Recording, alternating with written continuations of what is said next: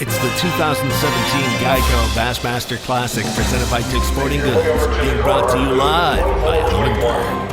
To meet Conroe Pro, Matt. World Championship of Bass Fishing, the 2017 Bassmaster Live. Plenty of fireworks in the opening 3 hours of the first day of competition. This is Michael Iaconelli in hour number 1, wrapping up a big hour number 1, actually getting his day started in this fashion right here. Wow, 6 pounds plus for Iaconelli. Big morning for Iaconelli. In your face, mama.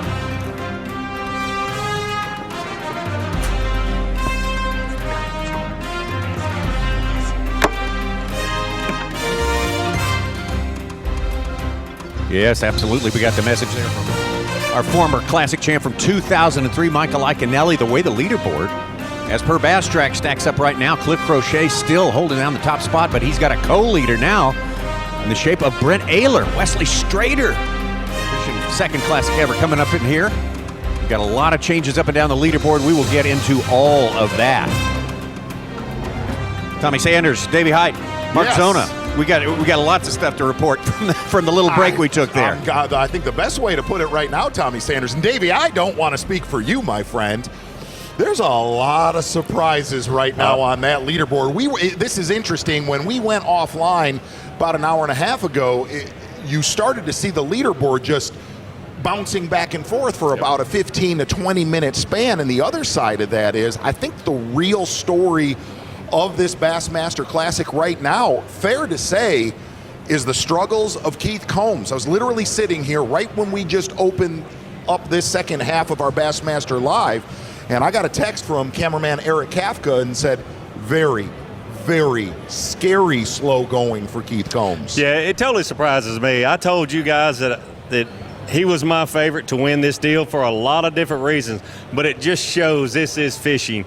Weather changes, conditions change. He started off fishing a shad spawn just like a couple guys that we've seen that really got lucky. I shouldn't say lucky. 2-3 really good fish to start the day off up there with that shad spawn. Keith did the same thing, made the wrong choices on where to start. I'm going to throw it to you right now. Will we see him go into salvage this tournament mode? You almost have to.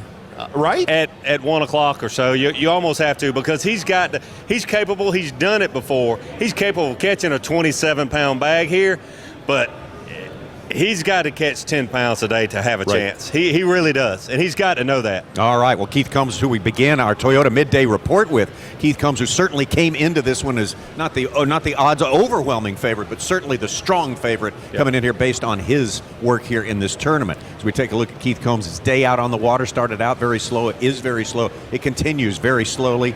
Keith Combs still looking to get things underway. Now, you talk about going into salvage mode here in a situation like that, and he's got to do that, and there's only 3 days. There's not 4 days. That makes a big difference as well. Another guy that got it right, that we have a camera on, and we were able to see what he was doing this morning. He did the shad spawn deal also. Got up around the bank, throwing a spinnerbait.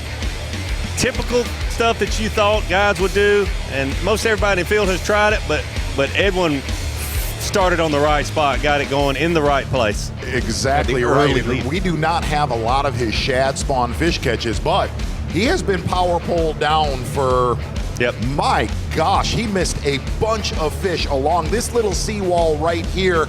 If you look at this, there was a couple of them you knew they were good ones, and the other side is, seriously, he has been in this 50-yard stretch for the last 2 hours. He really has, and that's not surprising to me. Once I saw him put those spinnerbaits up, once I saw him put that shad spawn stuff up, it really hasn't surprised me to see what he's doing here now.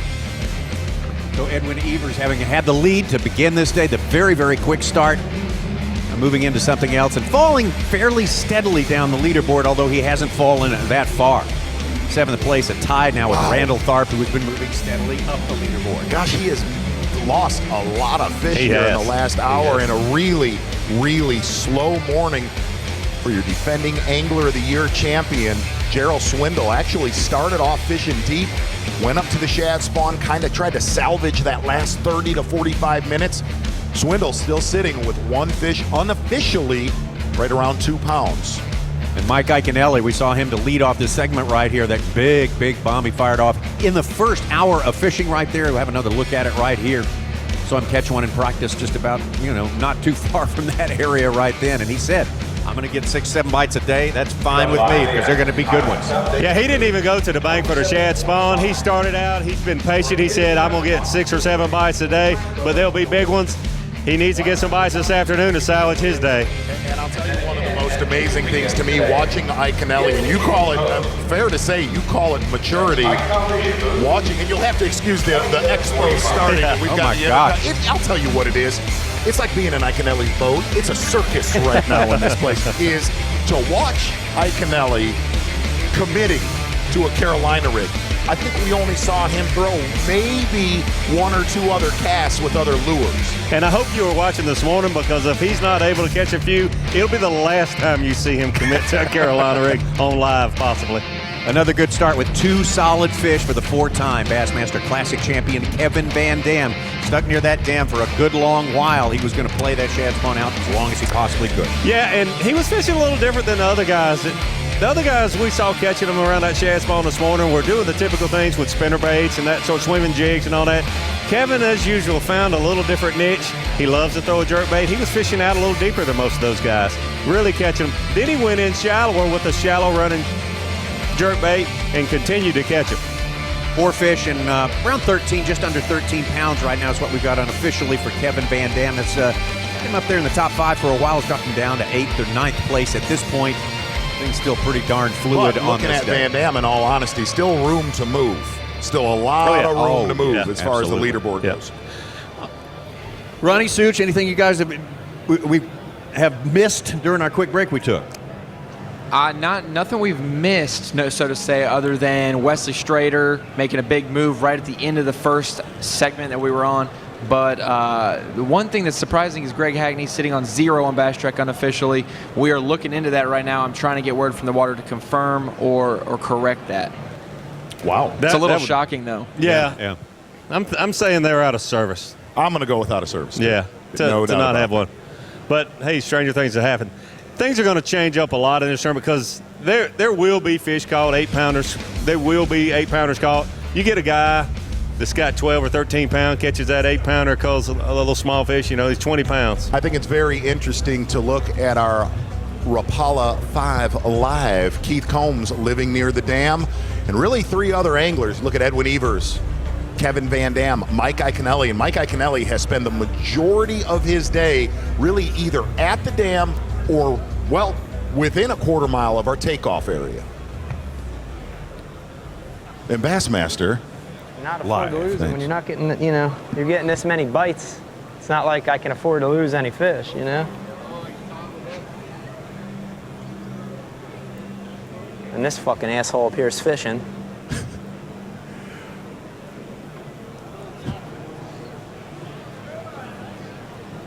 Why would that guy be fishing today? right? Sure. All questions It's today. like I He's got a said, spinning rod. It's like Questions. the expo. It's a circus at times. Chaos. It's chaos. Fighting your way out of chaos is a sign of leadership. So Right. let's see It is. who Maturity. steps Right. up and shows us some leadership here. Yeah, There we maturity. go. Yeah, exactly. Well, and that's one of the things that try to handle that as politically correct as possible. Is hey, it's a public lake; anybody It is. can fish. It is. That's right. I don't know that it's the best weekend to fish personally, but You know what I learned through 23 Go years ahead, of being baby. out there? Most of those guys don't mean any harm whatsoever. They just don't understand that the magnitude of hey, your livelihood. He supports his wife, his kids, his, maybe You he have to- doesn't know the Bassmaster Classic is going on. you're really stretching it there. Possible. It's possible. It's a Yeah, possibility. It's possible. It tends to affect the anglers a little more when they haven't caught one in 3 hours, though. Yeah, if he had 24 in the box, he'd be. Right. Good rule of thumb right there. Van Dam hasn't picked up another rod today. I mean, he's 2 different rods because a shallow and a deep jerkbait, but have you seen him throw anything? Quad box, Evers, Combs, Iaconelli, Van Dam, Bassmaster Live. How can you not enjoy watching these 4 guys? Oh, it's almost like Combs has just abandoned his offshore gig, Davey. The problem with that is, and he is a great offshore fisherman. I'm not saying I know any more about it than him, but I can give you my opinion. To go shallow after that offshore deal hasn't worked for him this morning is, what else are you going to do? But now is the time when I think he needs to be out there most, because I think that bite should get better in the afternoon if you didn't have these thunderstorms rolling in. So you said you saw him catch some pretty good ones throughout. In the afternoon. You took pictures of them. Yep, And in it the was afternoon. in the afternoon. A sunny afternoon. I'm trying everything at this point. It's been a struggle. He can't believe it. He can't believe what's happening.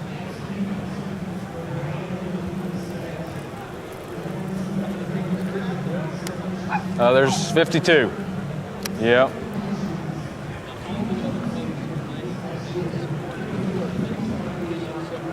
Those guys are just watching, spectating, hoping I catch something. We ain't gave much of a show yet today. Yeah, I'm surprised because I ain't got but one fish. But it's gonna change sooner or later.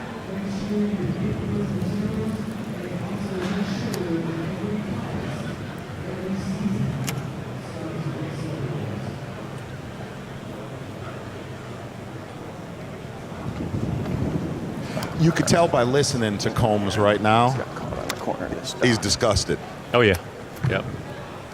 We talked about the amount of time and effort he has put into this. Never fails. I'm sure he's thought about it every day since it's been announced on Lake Conroe. I can certainly understand his frustration.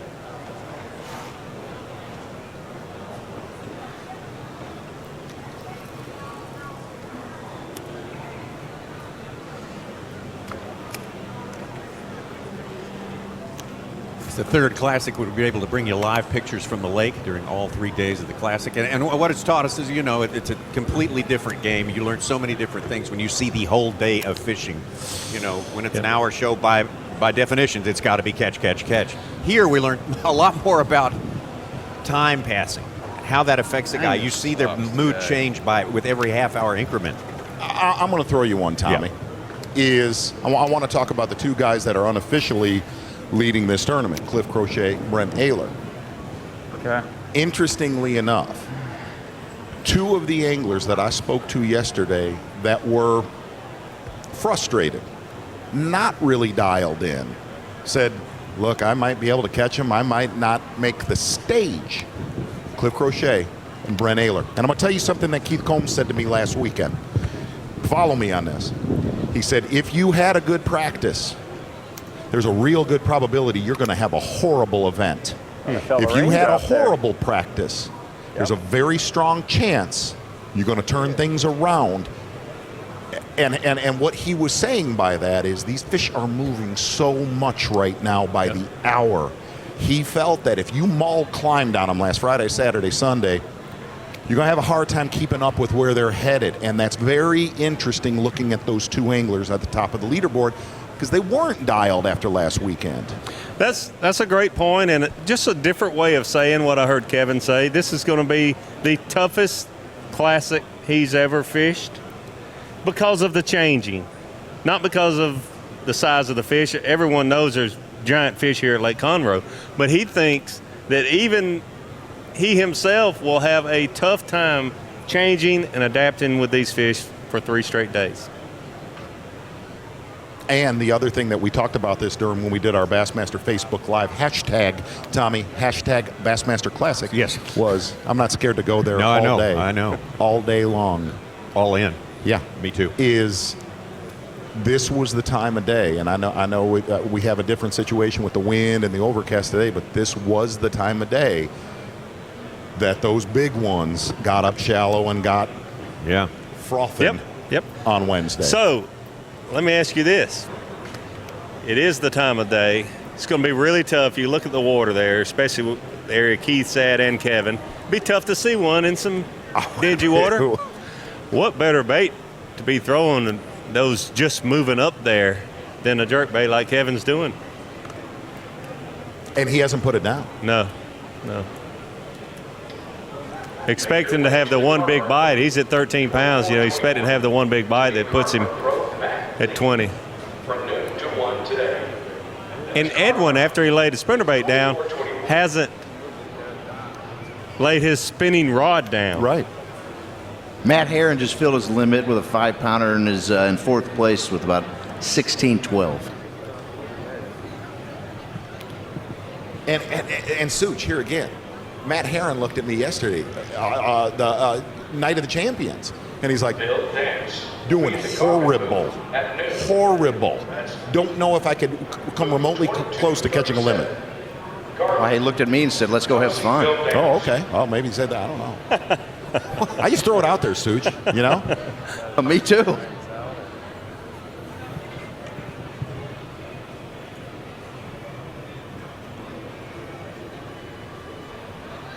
Keith Combs told me that he's had a rough time finding fish in practice. You know, it's why I'm not a betting man, and I'll never will be. They did a blog on Bassmaster with the odds of the guys, and I don't know where they got the odds from, who made them up, Vegas, and I actually thought 2-to-1 odds, Keith Combs, that's money. You're that doubling up. I didn't bet.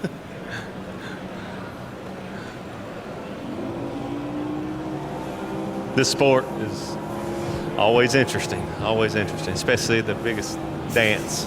First day of the Classic, and you're seeing a situation like Combs, and you hate to, here's the thing, you hate to dwell on that right now, but that is the story right now of this tournament, okay? Sure. I mean, I'm not a close friend. You don't want to pound on him. What, besides what's going on in your head, even your physical mannerisms, the way you fish is changing?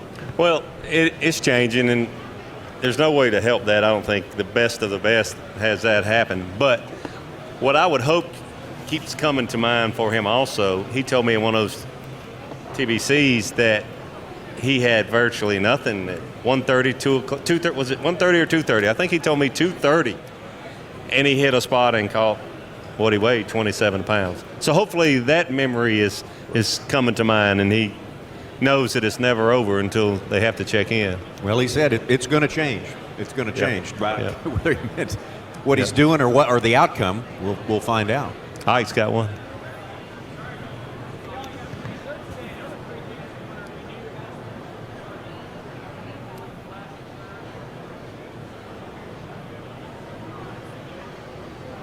That is a critical fish.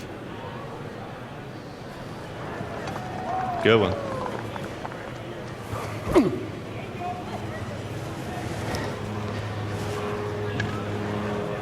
Five pound.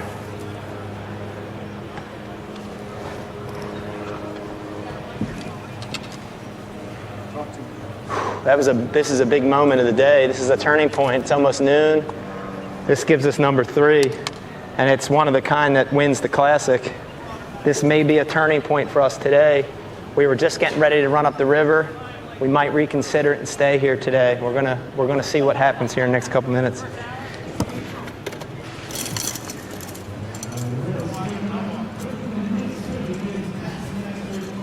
That's a big one. That's 5.5. That's 5 pounds. Easy, all day.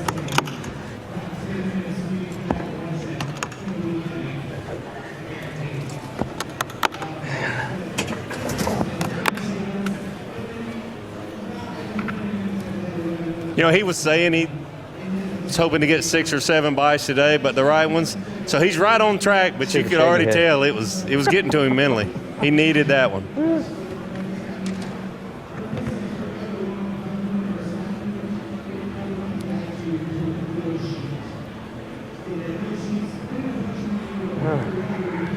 I'm shaking so bad I can't get the piece of the worm over there. I'm shaking like a leaf.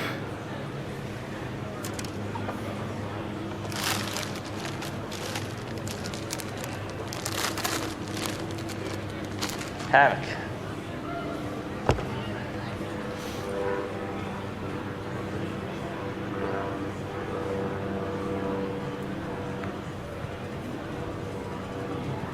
Right about where I had that other bite, too.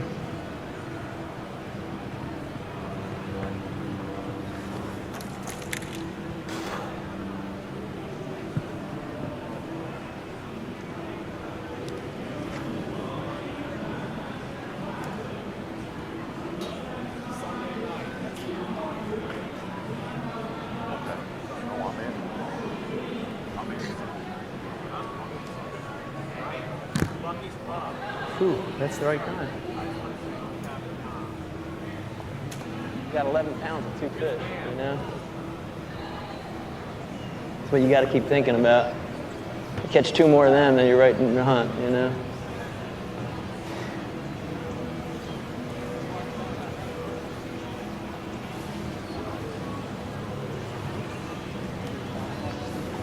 Yeah.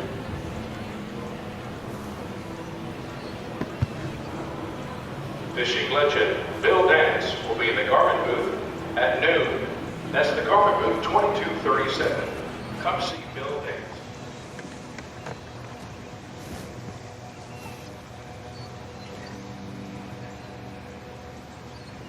Another little one just bit it.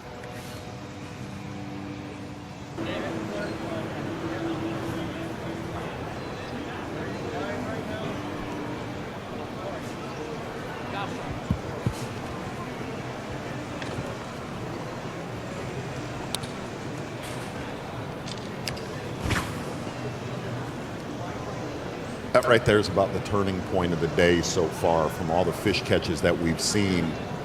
You listen to Iaconelli right there, who was thinking about going, really heading up lake and trying to salvage the day, and now making the call when might want to stick. If you really think about what he has in the live roll right now, you look at a 3, a 5, and a 6 conservatively. It's 2 keepers away from a big bag. Yep. It's interesting, earlier, Davey, you said, wonder if he didn't catch that 6-pounder early, if he would have really stuck with it that long. Totally well, he was agree with about to give it up. No doubt. And then he catches another good one. Yep. Both of those bites came at very crucial times. He'd be up the river, pitching at willows. Now, Davey,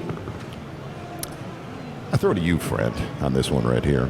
Is it fair to say those were the most subdued 5 and 6 pounders we ever seen Mike? From Mike, yes. Ever? Oh, You guys have done this a lot longer than me, but it's definitely the most subdued I've ever seen him catch. we got one restrained in-your-face mama. That's all we got. Yeah. I feel cheated. What was it? What? What was it? In-your-face mama. In your. What he said. And it was even restrained. Not that it wasn't So heart- amazing to hear that come out of your mouth, Tommy Sanders. Not that it wasn't heartfelt. Absolutely right. Yeah. Now, had the guy face, fishing, mama. had the guy fishing 100 yards down the bank from him, caught that 5-pounder, we would have seen. Touche. Point well made. Yep, that's good. That's good.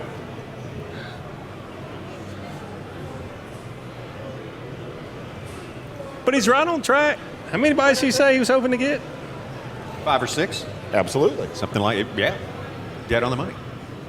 But you're right. He was, at this point, before that fish, he was headed into the second half of the day with 2 fish in the live well. It's a completely different situation. And probably the other end of the lake. Because he was mentioning he had it on his mind, he was going north. Where who knows? Who knows what's going to happen?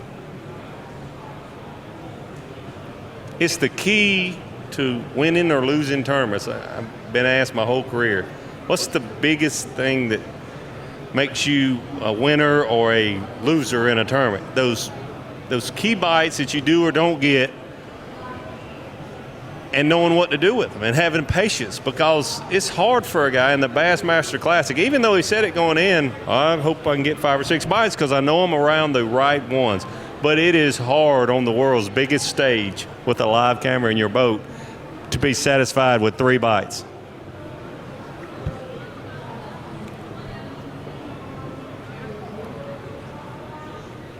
So Mike Iaconelli in a little bit better situation right now as we bring you back to our headquarters, our HQ for Bassmaster Live, the George R. Brown Convention Center. It's popping. Bassmaster It's Expo happening. presented by Dick's Tommy Sporting Sanders. Goods. It's popping. It's popping now. It is popping. Yeah, we were right before the time in which we open the gates, and the general public comes in. These are some special invited guests and media right now who are enjoying the thing. But right now, Triton on the line. We got some Robbie Floyd out there, and there he is. We can see you now, Robbie. Tell us what's been going on with you for the last 3 hours. Besides the hair and the thunder. It's good to be here, guys, and glad you could be part of this. You want to talk about being in the back pocket of Cliff Perch here, and I didn't really mean to be this close to him, but I've been following Dave Lefebvre, for quite a while, and then I said, well, I've got to make a change. When he made the change, here was Cliff Perch, and evidently this is the area that he's been in pretty much all of the day, and he's already caught a limit, caught a couple past that. He caught a short fish just a moment ago. You see him flipping or throwing a bigger bait. You also see him with the finesse bait. So evidently a lot of people have came in this area this morning. There's no doubt it's a community hole, but Cliff Perch is pretty much stayed in this, and there's brush down there, there's rocks, there's a lot of different things underneath the water that we can't see, and deeper than some of the stuff I've been dealing with today. But this is the community hole, it seems like, and now there's only 2 guys on it. Hey, Robbie, as many tournaments that you have covered on Conroe, does that area generally receive as much pressure as it's received at least this morning so far?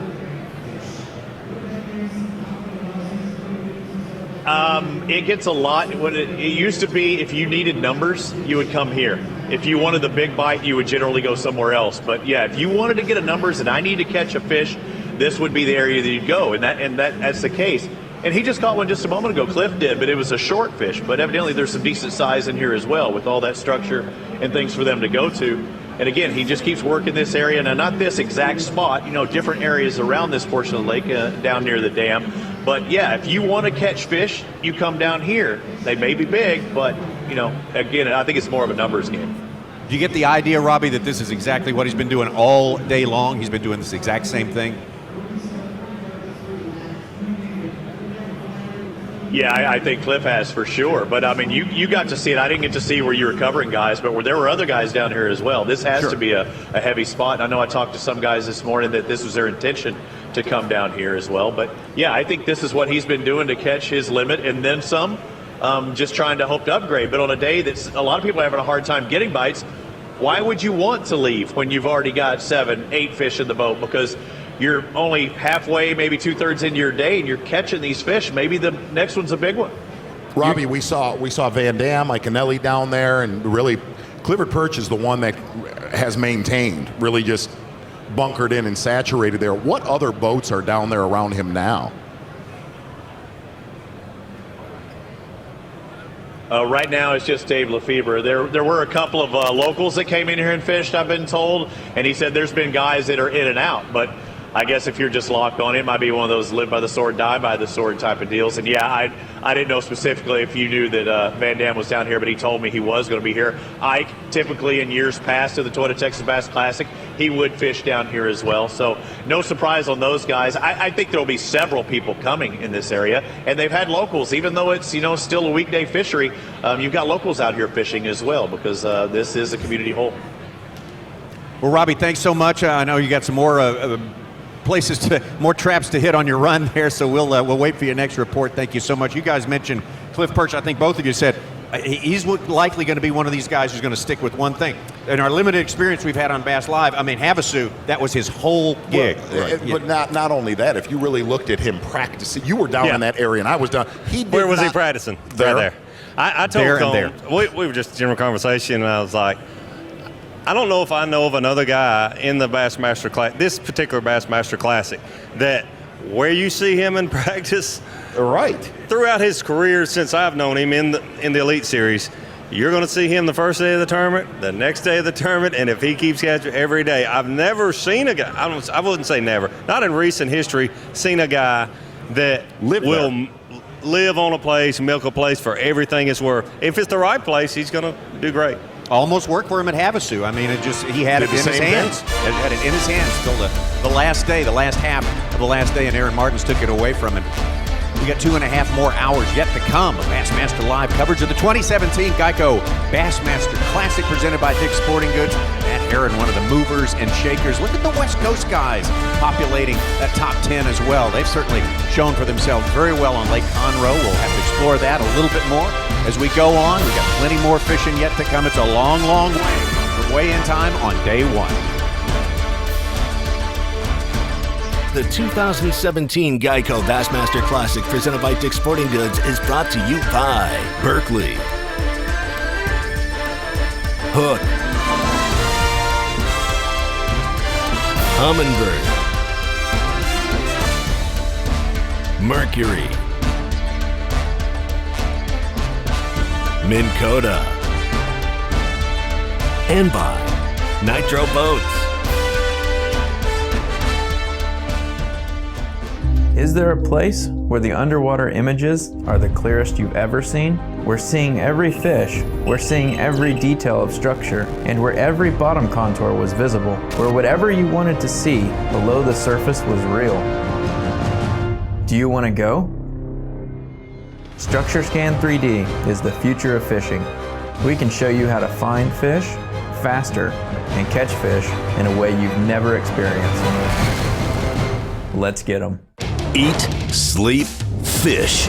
A motto all Skeeter owners live by, with 16 consecutive NMMA CSI Consumer Satisfaction Awards. Our competition doesn't even come close. Right now, buy Save Fish with up to $1,500 in instant rebates through March 31st, including the newly redesigned limited edition FX series. Visit us for all the details at the Expo Center, booth 1225.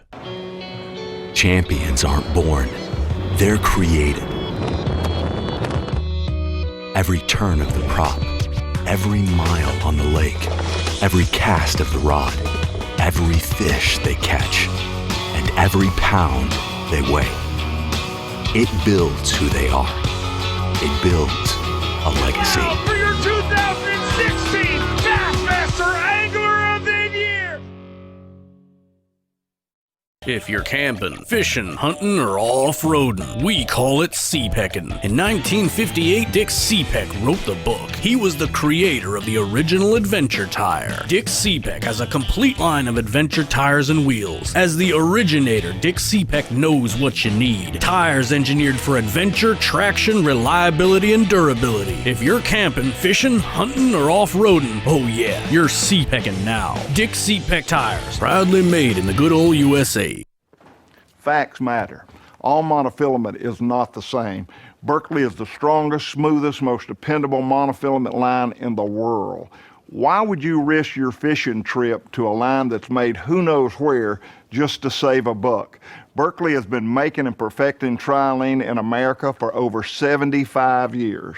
I spool nothing less than the best. That's Berkeley trilene, and that is a fact.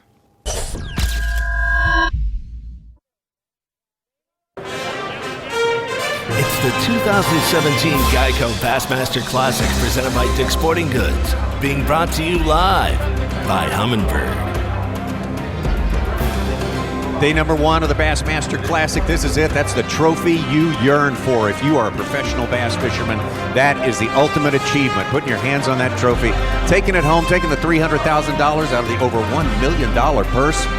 Everything is on the line. We're going to take you back out on the water, and this was just moments ago with Edwin Evers.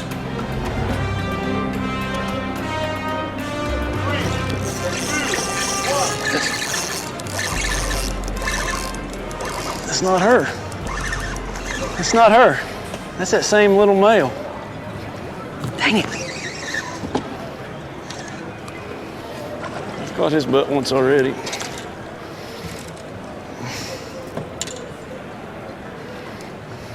He's caught that fish two times. Yep. That's the second time he's caught that Exactly. bass. It's the same spot. He caught that little fish this morning, and then once he caught that male, the very next pitch, he hooked a really big female, had her briefly. I noticed he was right back at the same spot. He thought he was fishing for the female, the same male. Also moments ago, we just barely missed this. This was Michael Iaconelli.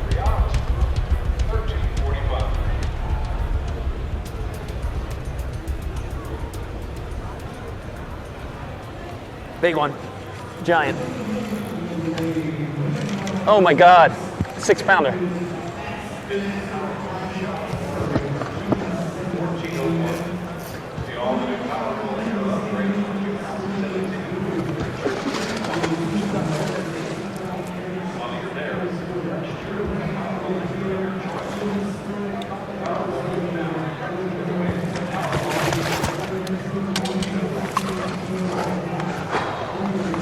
Game over, folks. Game over. Game over. G-A-M-E-O-V-E-R.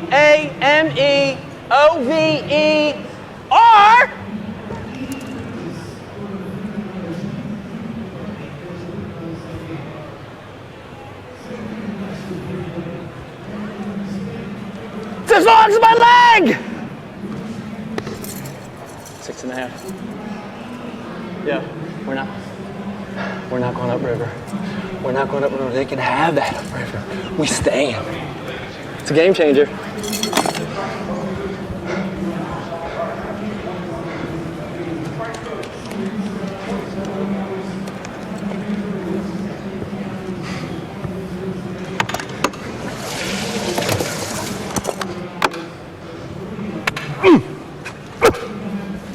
Stupid shaky head. How about it?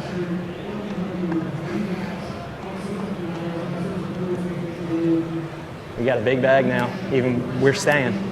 We don't make that run now. We take our time. We catch us one more big one, and we're in the hunt for this win. That's what we do. Dude, I knew it was a big one as soon as I set the hook. I mean, he just absolutely plowed it. Thank you, Lord. Thank God.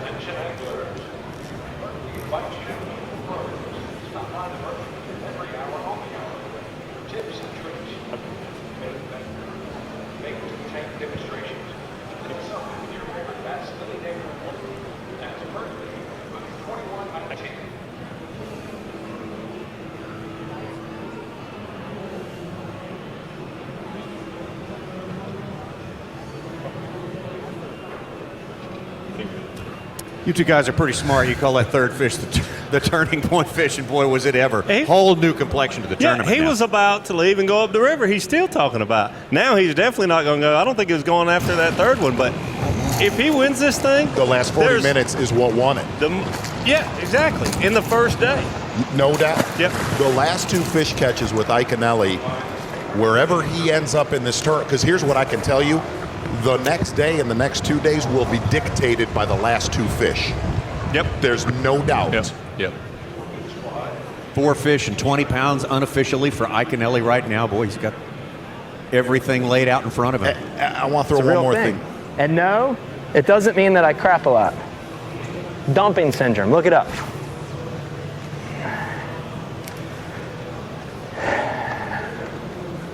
Steve Bowman, we were out on Wednesday, and he made a comment first thing in the morning. He said everybody's going to... Wow. Hooked up again. Oh.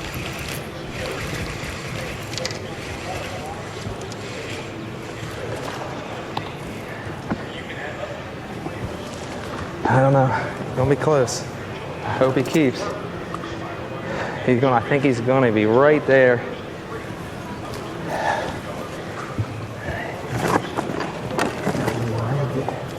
Come on, please, God, please help me out just to calm me down. Come on. He's half-inch short. That's all right.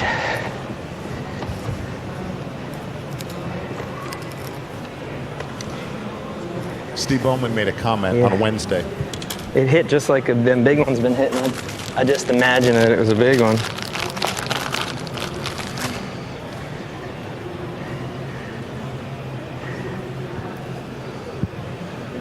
He looked at you, and you see what Iaconelli's rigging right here. He said, everybody's going to try to power fish this lake, trying to catch 7 to 10 pounders. And he goes, somebody's going to come out here. This is literally what he said.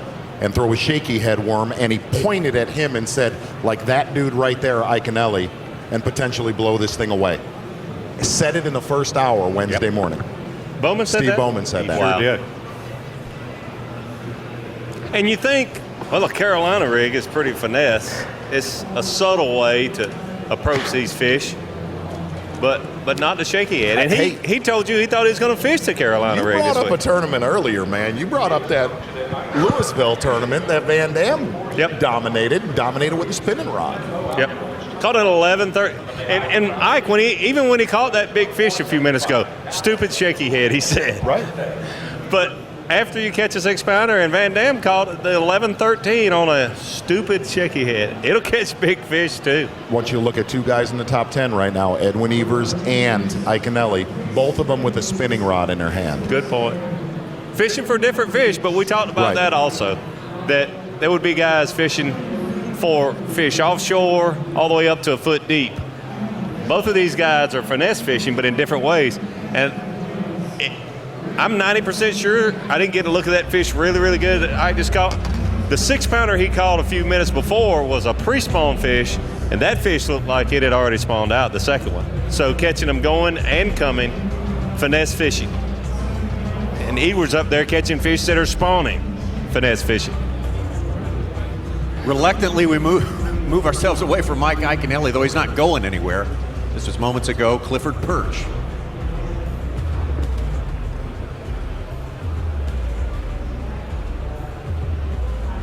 This is what happened right after Robbie Floyd left Clifford Perch.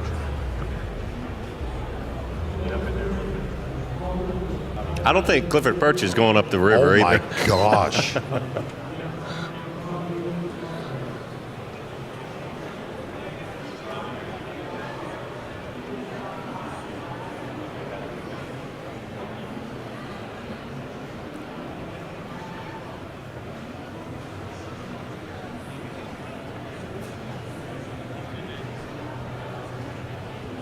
Froze up.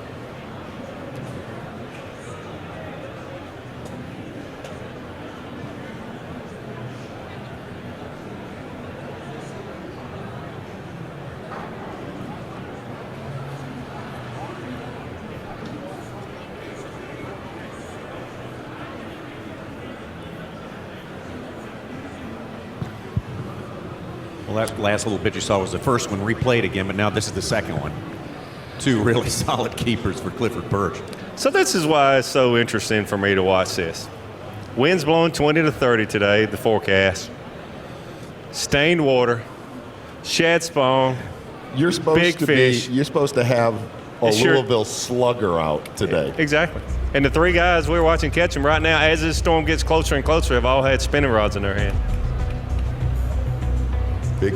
Big things happen in the last 30 minutes. Going to get back on the water right now with Mike Iaconelli, Bassmaster. What, Tommy? Live. Thanks.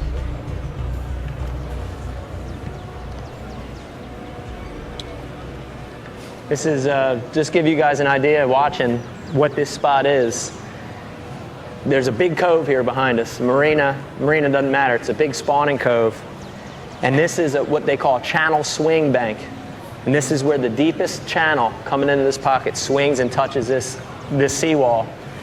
Out in front of this seawall is really hard gravel, just like we were fishing this morning, rocky gravel.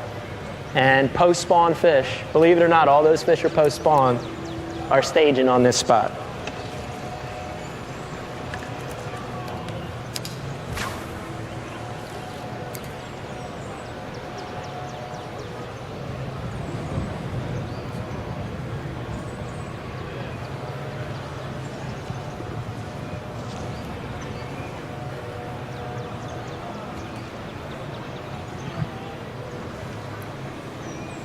The cool thing about what Ike's doing here, that's a big marina in there. He says it doesn't matter. I personally think it does because it's going to hold more fish, a bigger population of fish. And those fish have gone to the bank and spawning, and they're coming out. And that channel swing bank that he's talking about, it very likely will replenish overnight. Not quite as well as the shad spawn places, but that place and the size that he's been able to catch there and the size that I know are spawning in those marinas, he could catch 20 pounds off of that one spot all 3 days. Well, ironically, he's in the mouth of that marina right there. Edwin Evers is in the back of it. I can tell you right now, Poroznik's been snooping around that whole thing all day long. It's a textbook place. It really is. The thing that he has done is he's found the bait and the technique for today. That might change during the tournament, and if he can figure that out each day, it's going to be spot on. Because it's a textbook place. There's other guys that have fished there for sure.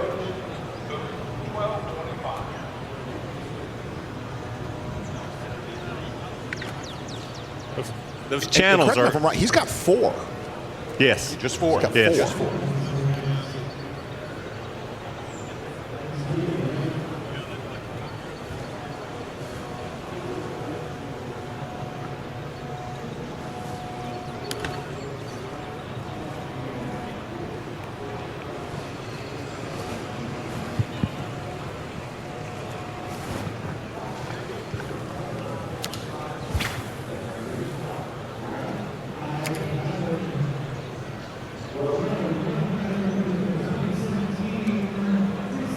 cool the way you can see the exact spot there on the left that he's at, and you can see the big picture and tell that channel swings right there. It's just a highway that they're using to go back out onto the main creek channel, main lake.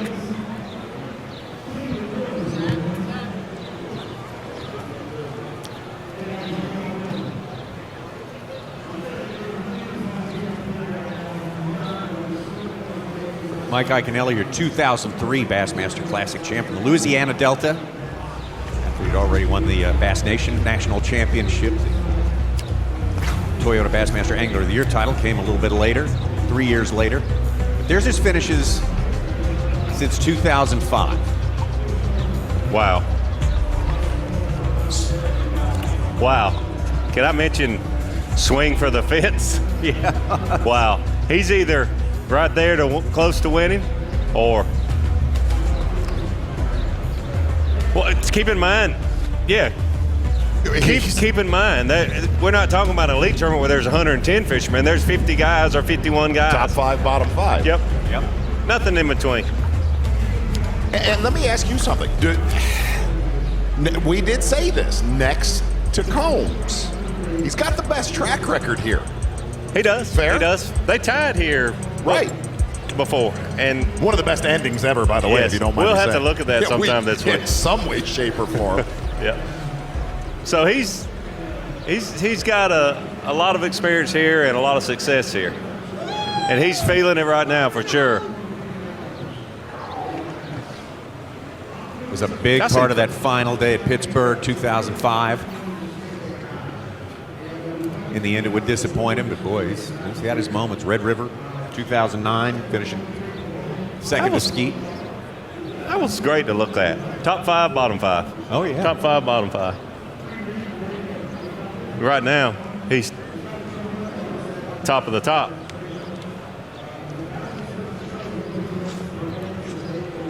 Boy, what I'm going to tell you, it shows how if you live on the bottom end of this lake, okay, if you decide, all right, I'm going to do what Combs' theory is, try to win this thing, not go get in a numbers game up there in the bushes and the willows. It's a fragile situation, man. Yep. It's easy to say that. It's very easy to say that. I know that because I've lived it. But right now, I guarantee you the thought has come across Combs' mind, man, I should have went up and caught some of those easy ones that I was talking about. Hindsight's 20/20. Yep. And Iaconelli was this close, an inch away I'd say it was within from 10 leaving. minutes. Yeah. 2 6-pounders ago. Yeah. I'm dead serious. I think 1 hour ago, his biggest turning point, at least what we've seen so far in this term, is the biggest turning point. Yep.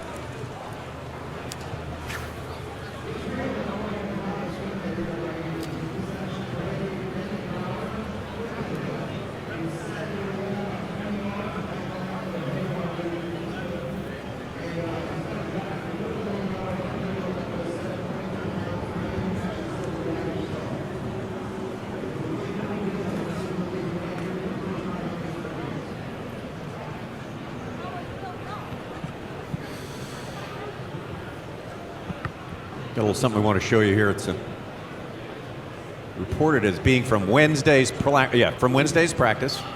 Wow. Brent Ayler. Yeah. So we're looking at right here, Brent Ayler is in the marina. Iaconelli would be to the left, and Evers would be, see that dock on the right-hand side up that straightaway bank? That's where Edwin Evers is at right now. Yep. And we see 3 boats in this picture in practice, so they're not the only ones. Right. The whole key is, though, he's figured out the shaky head is what's working at the moment. That's what's working today. Because that marina is a popular place. I bet you just about every person in the tournament has been in there in practice. Oh, was talking about coming here. Yep. Yeah. But he's found that channel swing bank that those fish are using, and he's found the technique.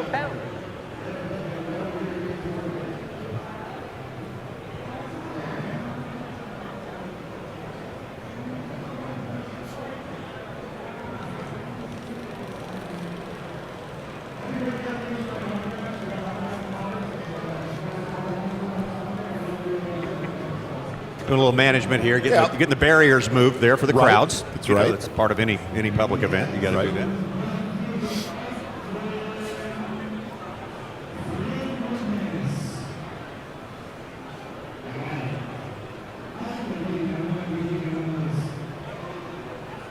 I'm going to tell you, if that boat near that tree comes any closer, it's going to go. Trust me. Head over to the Icon Foundation booth 2475 and receive a free Flatboat Outdoors tackle box from the Icon Foundation. That's booth 2475.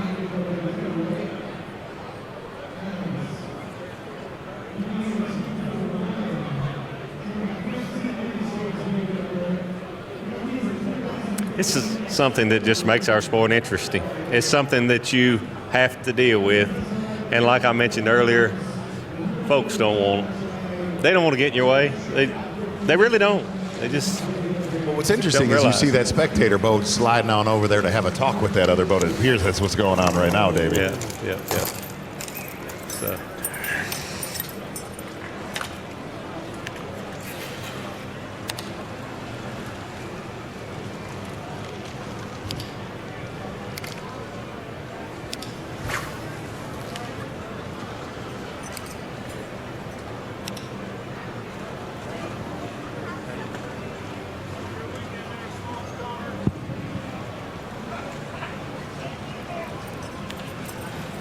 It's an interesting dynamic playing out right there. Yeah, very, very interesting. The only good thing is, there's more in here. Scrubby McScrubberson's catching them.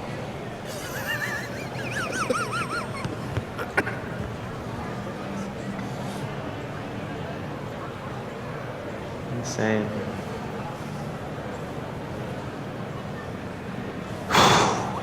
Calm down. Calm down. One bite away from a big bag.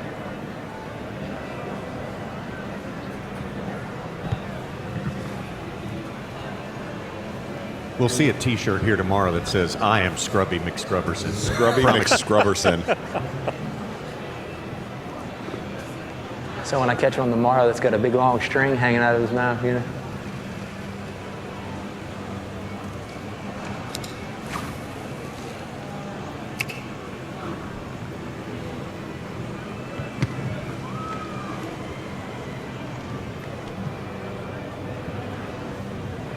That wind's picking up. Ike's in there where he's really protected. Edwin, it looks like he's given up on his side fishing. He's picked the spinnerbait back up. Chill out for a minute. Okay.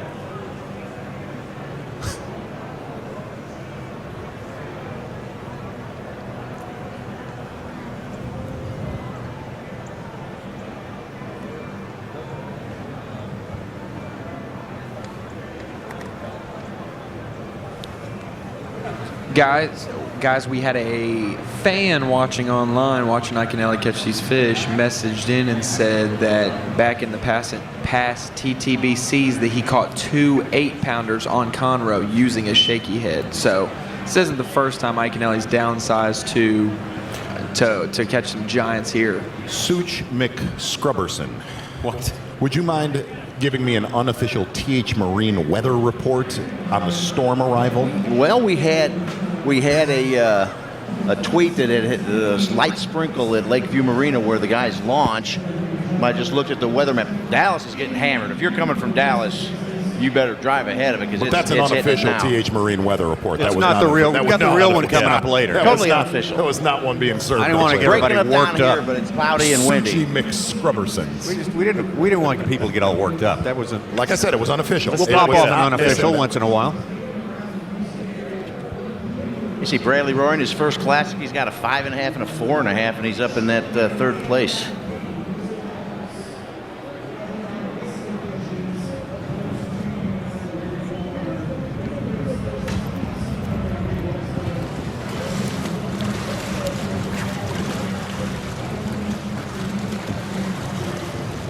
Edwin's really, in my opinion, doing a good job fishing the weather, fishing the moment. Because this, you can tell it's picking up. That storm's coming, and rather catch him on a Carolina bait than this thing.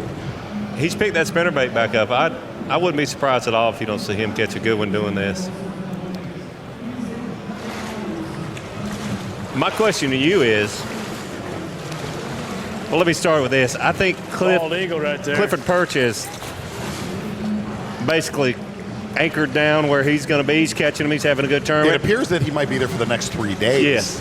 How long do you think, Ike? This place has been really good to him. This one swing bank. Will he stay there the rest of the day? With the weather coming in? No. No. I agree. No.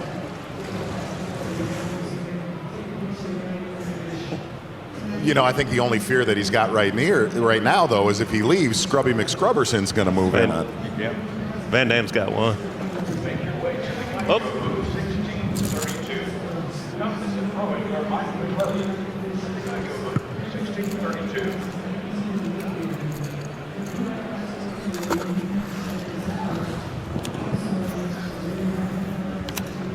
You said that jokingly, but that's something that he's thinking about.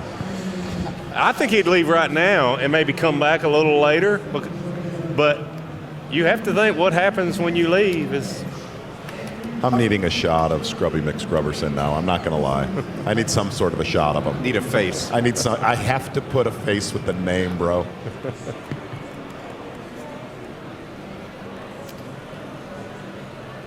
Combs can't believe it.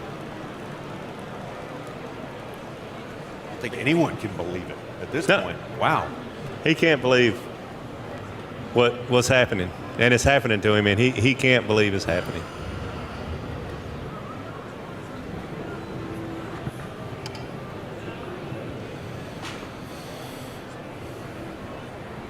So do you think if he would, I don't think he's got a shaky head in his boat. Keith Combs. Keith Combs? Right. No. If he did, do you think no.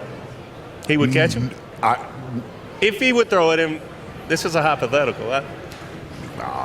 That I don't know, but I can tell you that I think I've only fished with Keith Combs in Texas probably a dozen times, 15 times. I've never seen a spinning rod in Keith Combs' boat in this state. Right. Ever. Right. I mean, in all honesty, there's 3 baits in his boat. There's a big worm, a big jig, and a crankbait. Yeah. And you can't argue with his success. Especially with the conditions. Evers is throwing a spinnerbait. Van Damme's throwing a jerkbait. Combs is throwing a big crankbait. And the guy that's caught the last 2 6-pounders is throwing a shaky head with the wind blowing 25. Gotta love this sport. Yeah. Just when you think you got it figured out.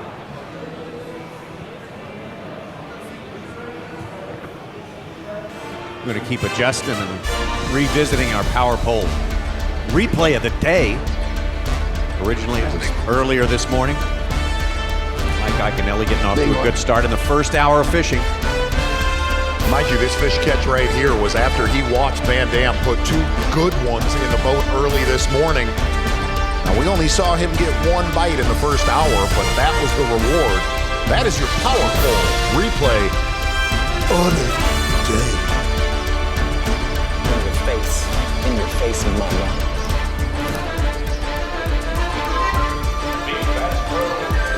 The 2003 Bassmaster Classic champ from the neighboring state of Louisiana.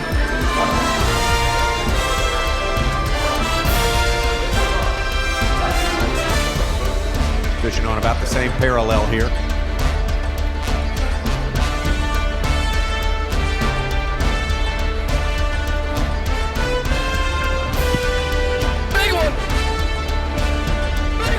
His big blast, his big bombshell entry into the big stage, Mike Iaconelli. Kind of just around the corner from where you won a derby there a while back, baby height. Just around the corner. Great memories there, that's for sure. Ike's making some new ones here, leading this derby. Well, that's how it was born. We'll be back with more in just a moment.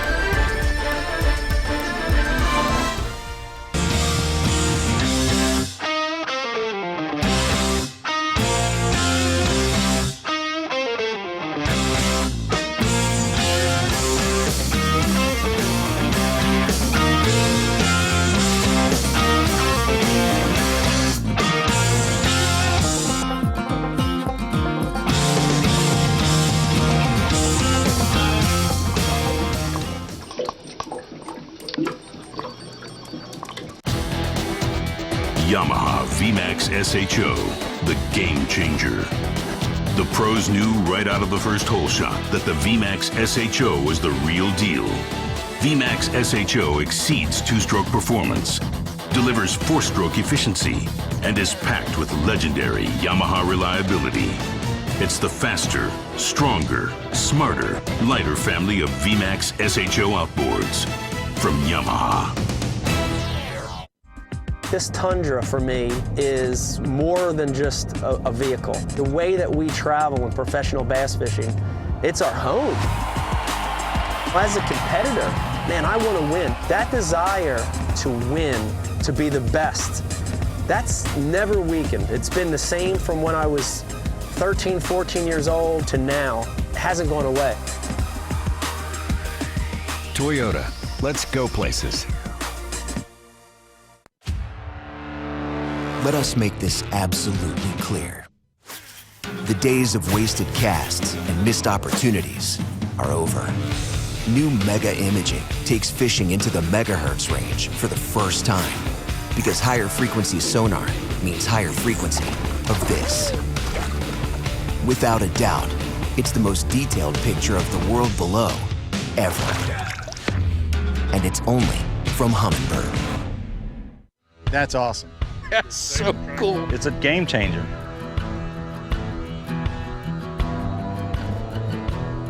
This thing steers just as easy in the thick stuff as it does out there in the open water. It's much quieter. It's more responsive. Hit one button, you're locked down. It's holding us right in place. It's anchoring us right here. That new spot lock is dead on. You know, the only fighting you have to worry about is fighting the fish now. That's amazing. Absolutely amazing. It's the 2017 Geico Bassmaster Classic presented by Dick's Sporting Goods, being brought to you live by Humminbird. World Championship of Bass Fishing, day one of the Classic here. Houston, Texas, Lake Conroe. Big day, big, important day. Is the first day of every Classic. Always is. We had what we thought might be a little lull for a while there, but that didn't last long, Mark Zona. Well, we were looking for some late-day fireworks, and evidently that's exactly what has happened, Tommy Sanders. A lot of the anglers said, you get past the lunchtime hour, this lake turns on. Well, that's been the case so far. Mike Iaconelli knocking their lights out about 30 minutes ago. But while we were at break, Kevin Van Dam moments ago.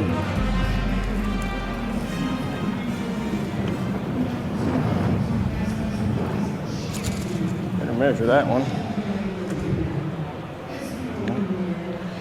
Pretty long.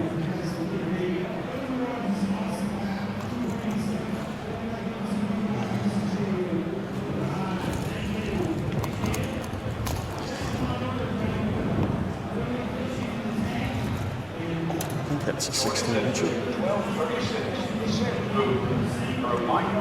Heck yeah! Finally, number 5.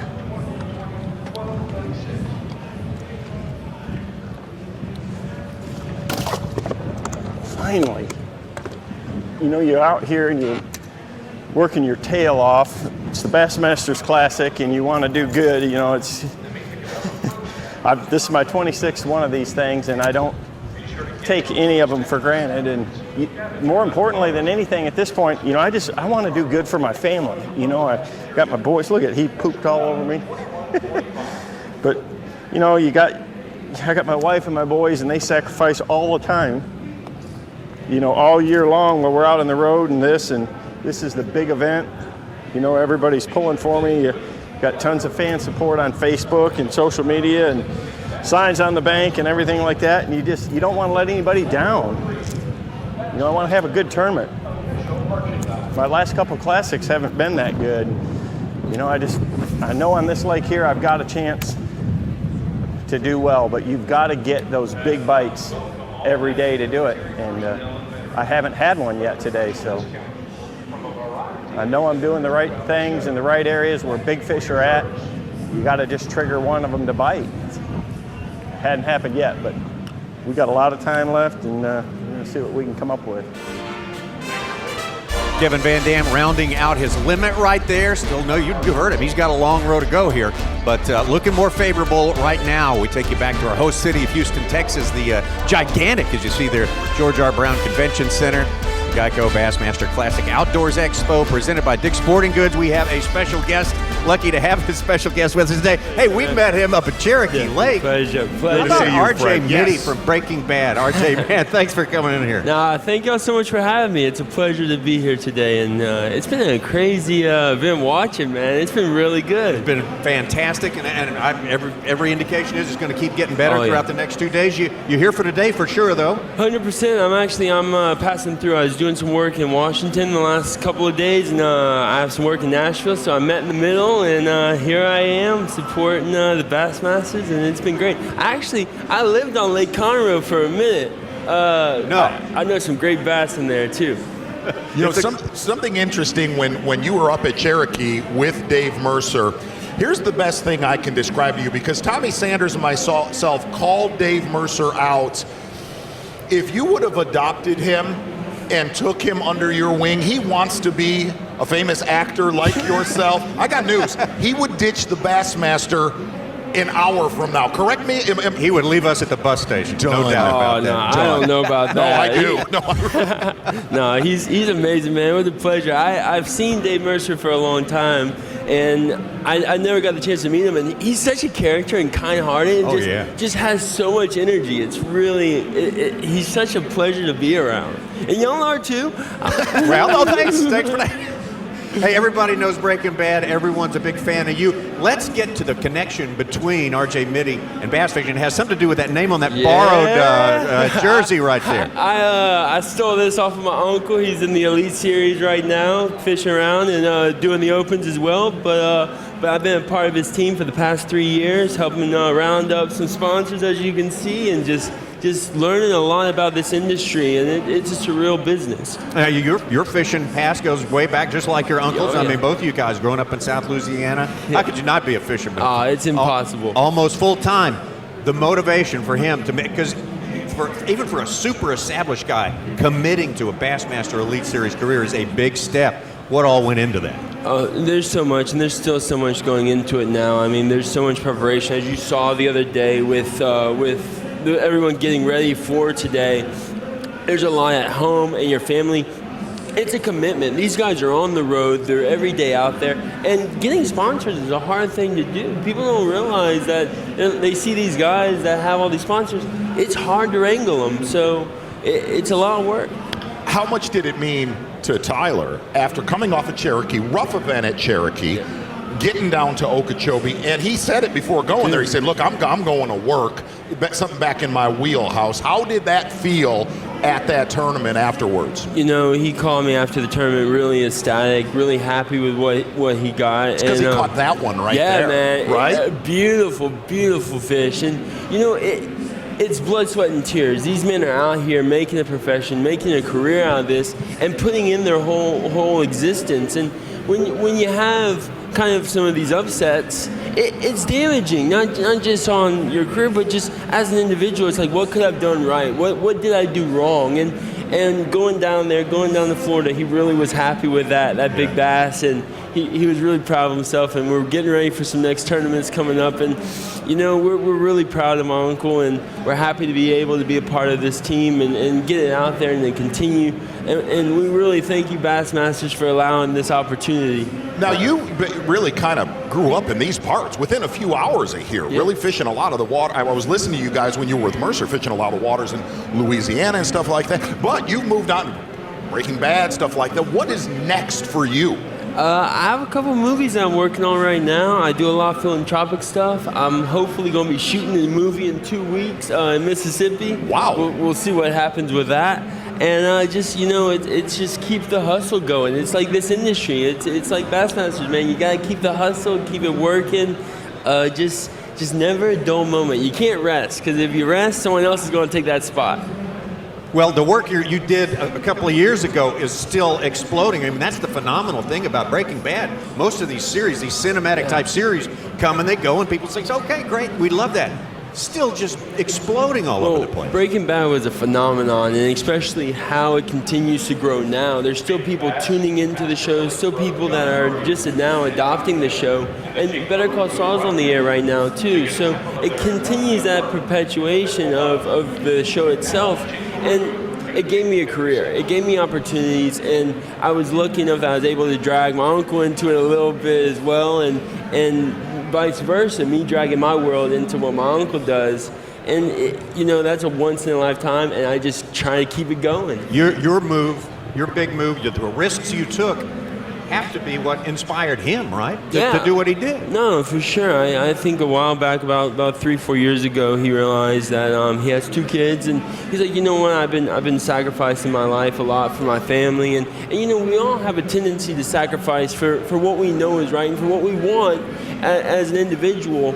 But he was like, I want to do this for me. I want to get out there. I know I can make it. I know I'll win, and I'm taking that risk. And we did, and without a high risk, you're not going to get a high reward, and I feel like he's gotten it. I'm gonna put you on the spot, my friend. That's what I do. We've been covering a guy named Kevin Van Dam and another guy named Mike Iaconelli. Yeah. Who are you pulling for in this classic?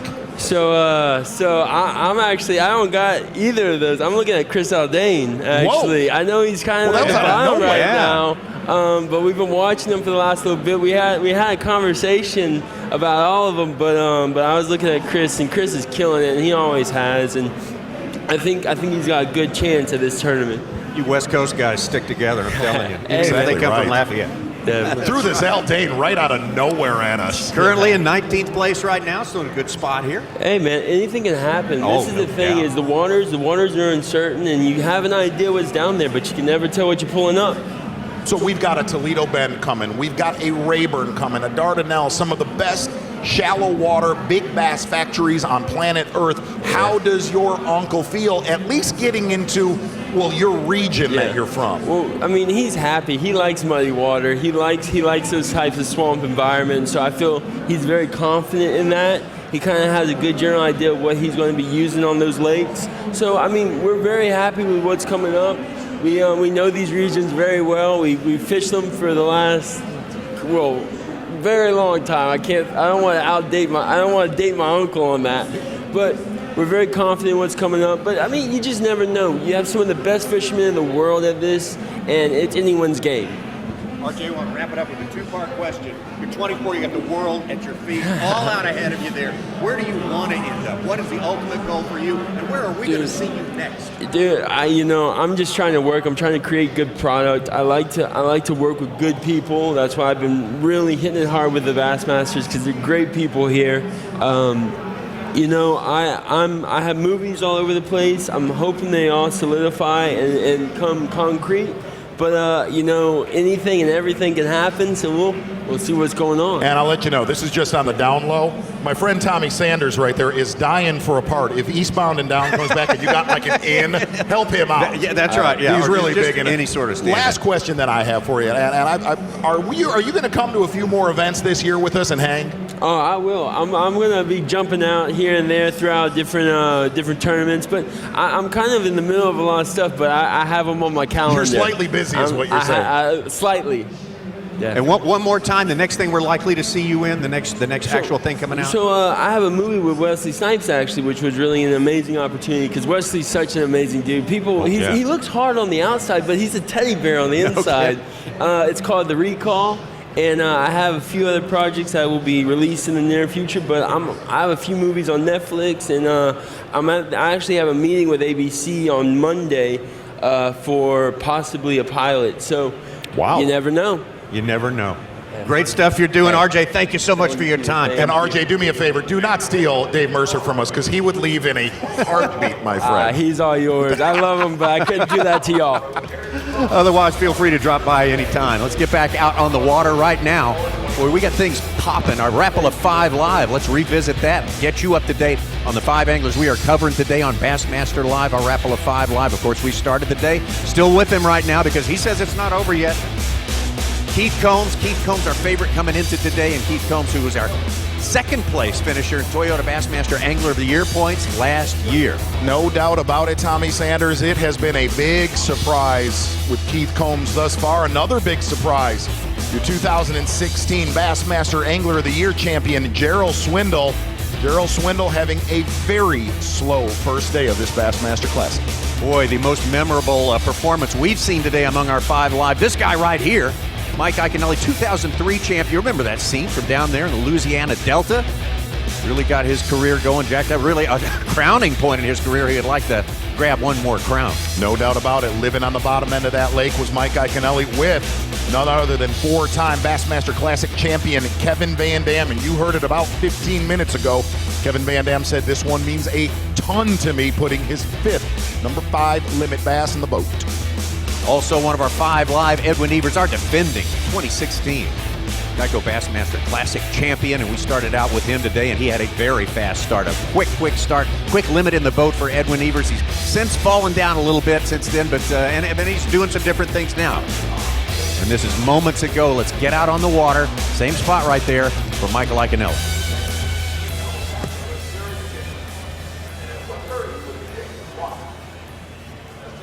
Big one. Oh my God. Giant. Good.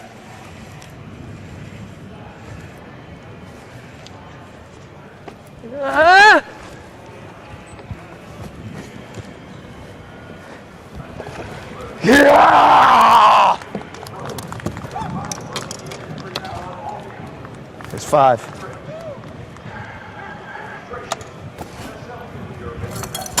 Two and 3/4. 2.5. 2.5. Number 5. Important fish right there. Important fish. It's 2.5 pounds to what I had, and what I have is really good. Be patient. Be patient, Wes. Be patient, Wes.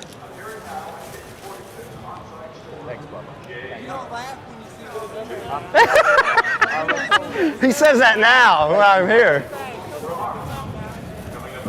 But earlier he was saying, he was like, Iaconelli, that scrub, why'd I even follow him this morning?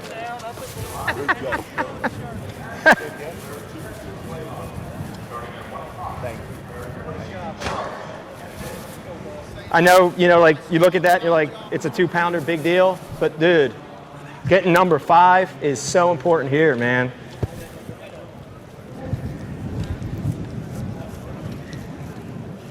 I ain't talking bad about that one, not yet.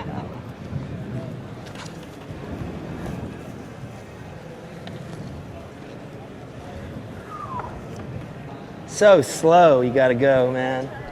I don't like fishing like this. This is terrible. 2.5. Thanks for that.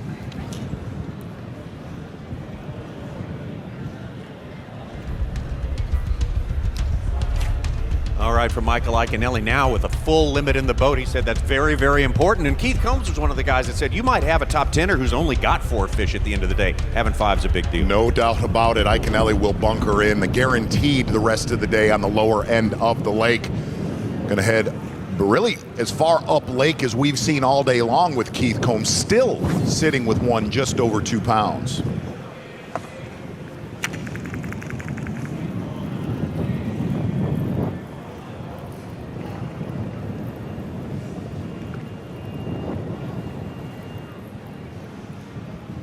Combs Bassmaster Elite Series victory. Here's a big one. Hold on.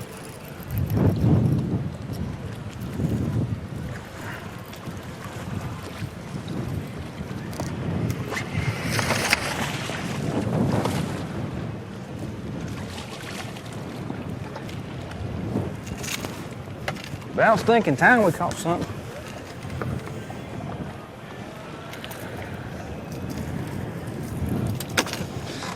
Co-spawn.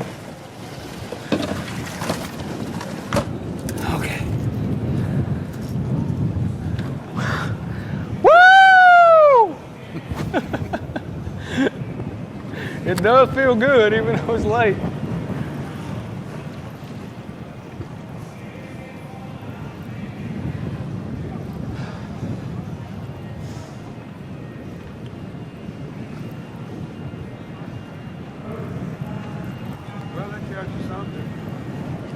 Yeah, it's a start.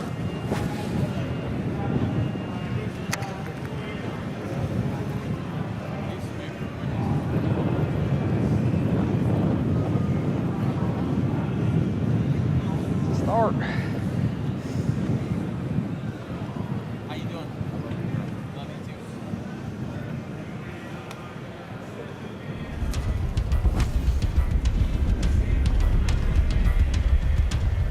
2 fish in the boat for Keith Combs. You wouldn't have thought you'd heard him screaming and hollering about a second fish and a 2.5 pounder in the middle of the afternoon, or getting close to the middle of the afternoon right here. We're going to move on over to Edwin Evers. Fair to say, as far off the bank as we've seen Evers all day long. Really, he has concentrated on bulkheads, seawalls, boat docks the entire day.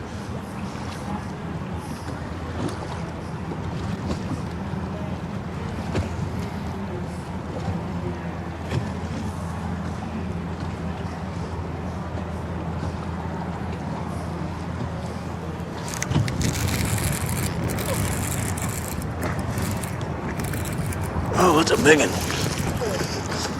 Golly.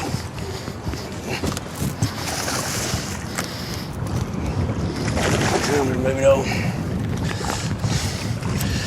Come here, come here, come here. Come on. Gotcha.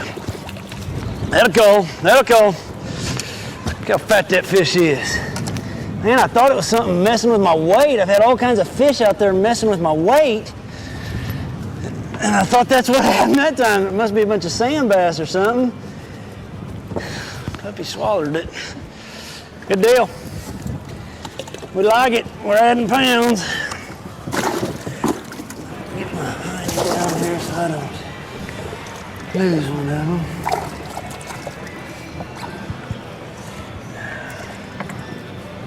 One of those two. Oh, you just soaked me to the bone. All right, in a spot that I don't need cold water.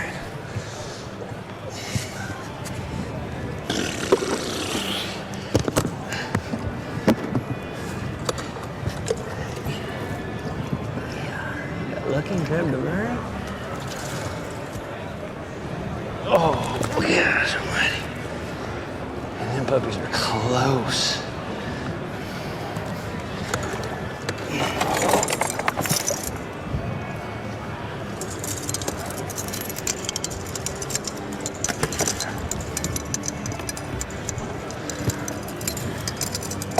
Go flipping and flopping. Oh, just take a second. I'm just going like that. Hey, quick. Quit. There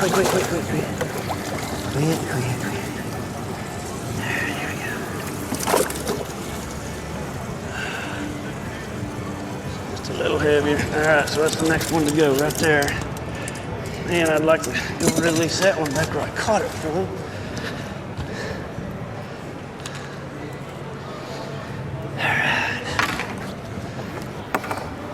Hey, I like that.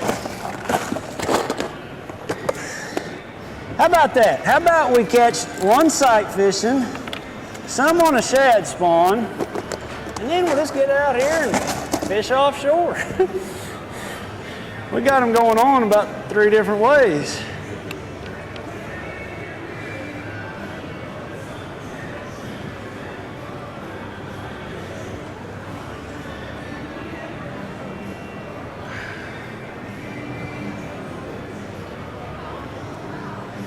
What do you think?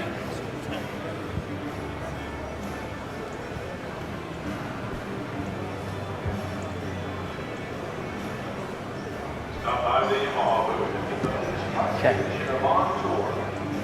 You know, found an area with some fish in it, and rather than just hit some and leave, we're really slowing down now. It's protected from the wind. We know there's some fish here. So this is the time to just slow down. Really hard for me to do it, but I'm trying to slow down.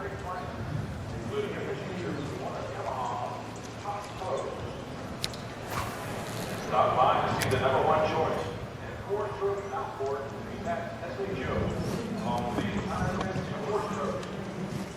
Remember, you too can hear S.H.O. out of the water each day immediately on the launch. Lake Conroe, Untitled Chapter. That's Yamaha. 1203.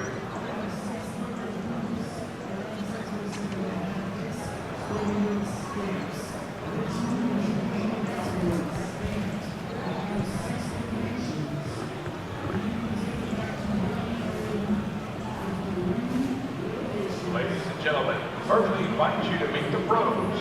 Appearing at 1 p.m. today in the Berkeley booth, Hank Parker. Stop by the Berkeley booth.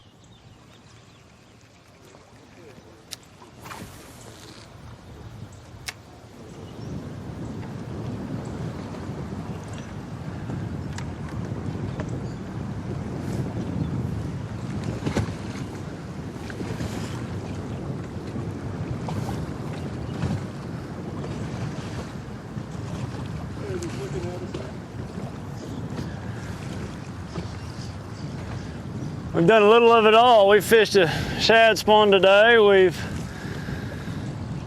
caught some sight fishing, lost a really big in sight fishing, one I really needed, and caught some out offshore. So that's a typical Conroe in my opinion. I think the guy that's going to win this is going to do a little bit of it all.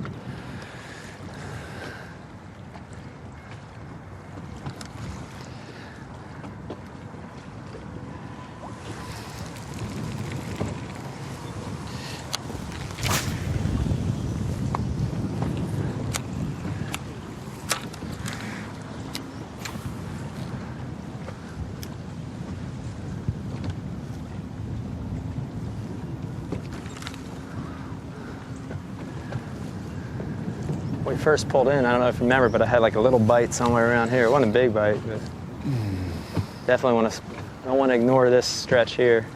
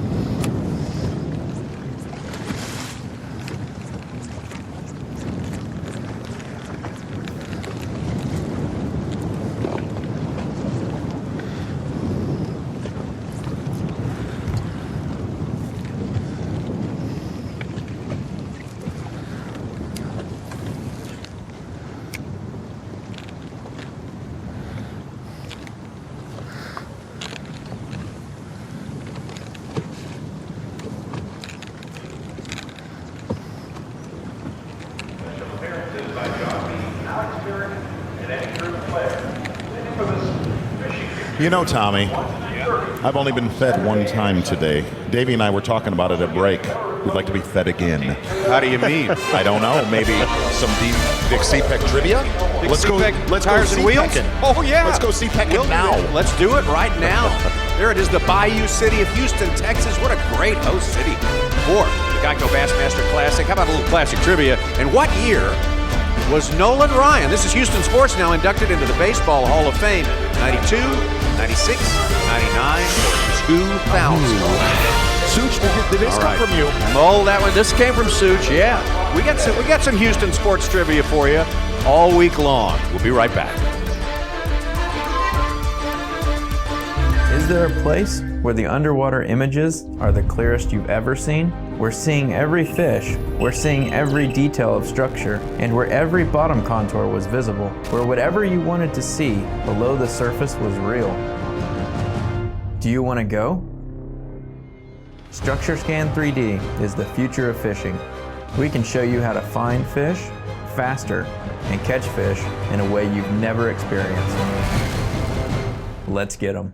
The competition is fierce and the prizes are huge. The only thing missing is you. Fantasy Fishing presented by Toyota. Sign up for free and face fans from across the nation. Grand prize winner receives a Triton Yamaha package, including a Triton 189 TRX. MSRP of $37,293. The Classic and each individual Elite Event winner will receive $2,500 Bass Pro Shops gift cards, with the runner-up receiving a GoPro Hero 4 Black camera. Sign up and pick your team today at Bassmasterfantasy.com. Eat, sleep, fish. A motto all Skeeter owners live by, with 16 consecutive NMMA CSI Consumer Satisfaction Awards. Our competition, doesn't even come close. Right now, buy, save, fish with up to $1,500 in instant rebates through March 31st, including the newly redesigned limited edition FX series. Visit us for all the details at the Expo Center, booth 1225. If you love bass fishing, then show your support by joining B.A.S.S today. Since 1968, B.A.S.S has been serving bass fishing enthusiasts with information and tournament coverage that make you a better angler. When you sign up today, you'll join over 500,000 outdoorsmen who love bass fishing. With your membership, you'll receive every issue of Bassmaster magazine, plus $50 in free gear, including a membership tackle bag, B.A.S.S cap, plus more. Log on to Bassmaster.com to join Bass today. Are you ready for this? Your 2016 Geico Bassmaster Classic champion, Edwin Evers.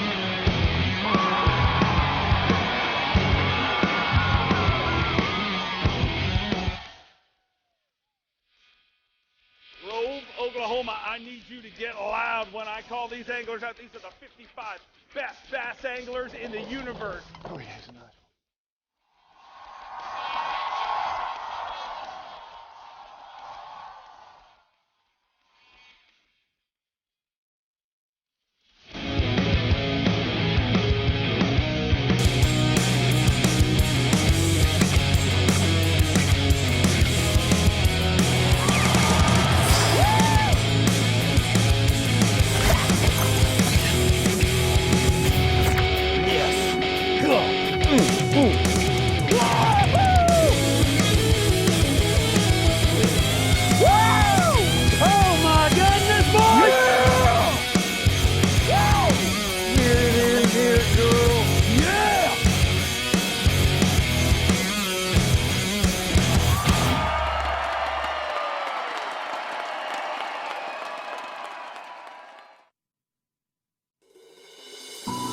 Tennessee, how's everybody doing today? We are excited to get this season kicked off. It all starts here.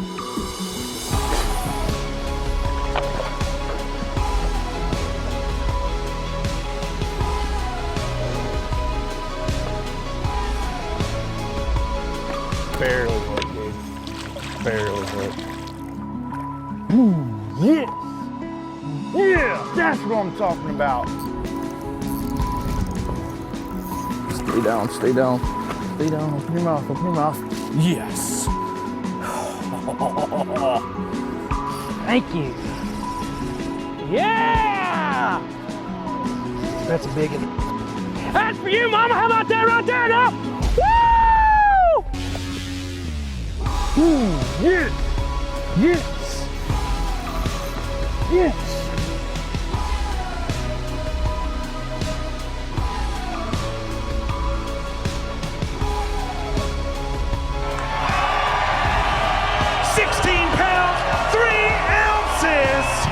Bassmaster Elite Series champion, Jacob Wheeler.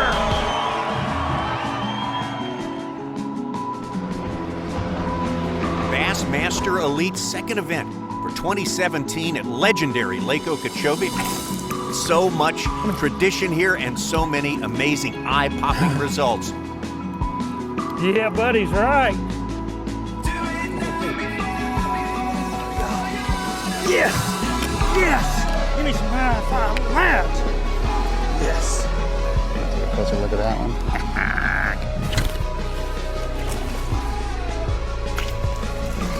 I never flipped a fish that big before, I don't think. Woo! Stay hooked.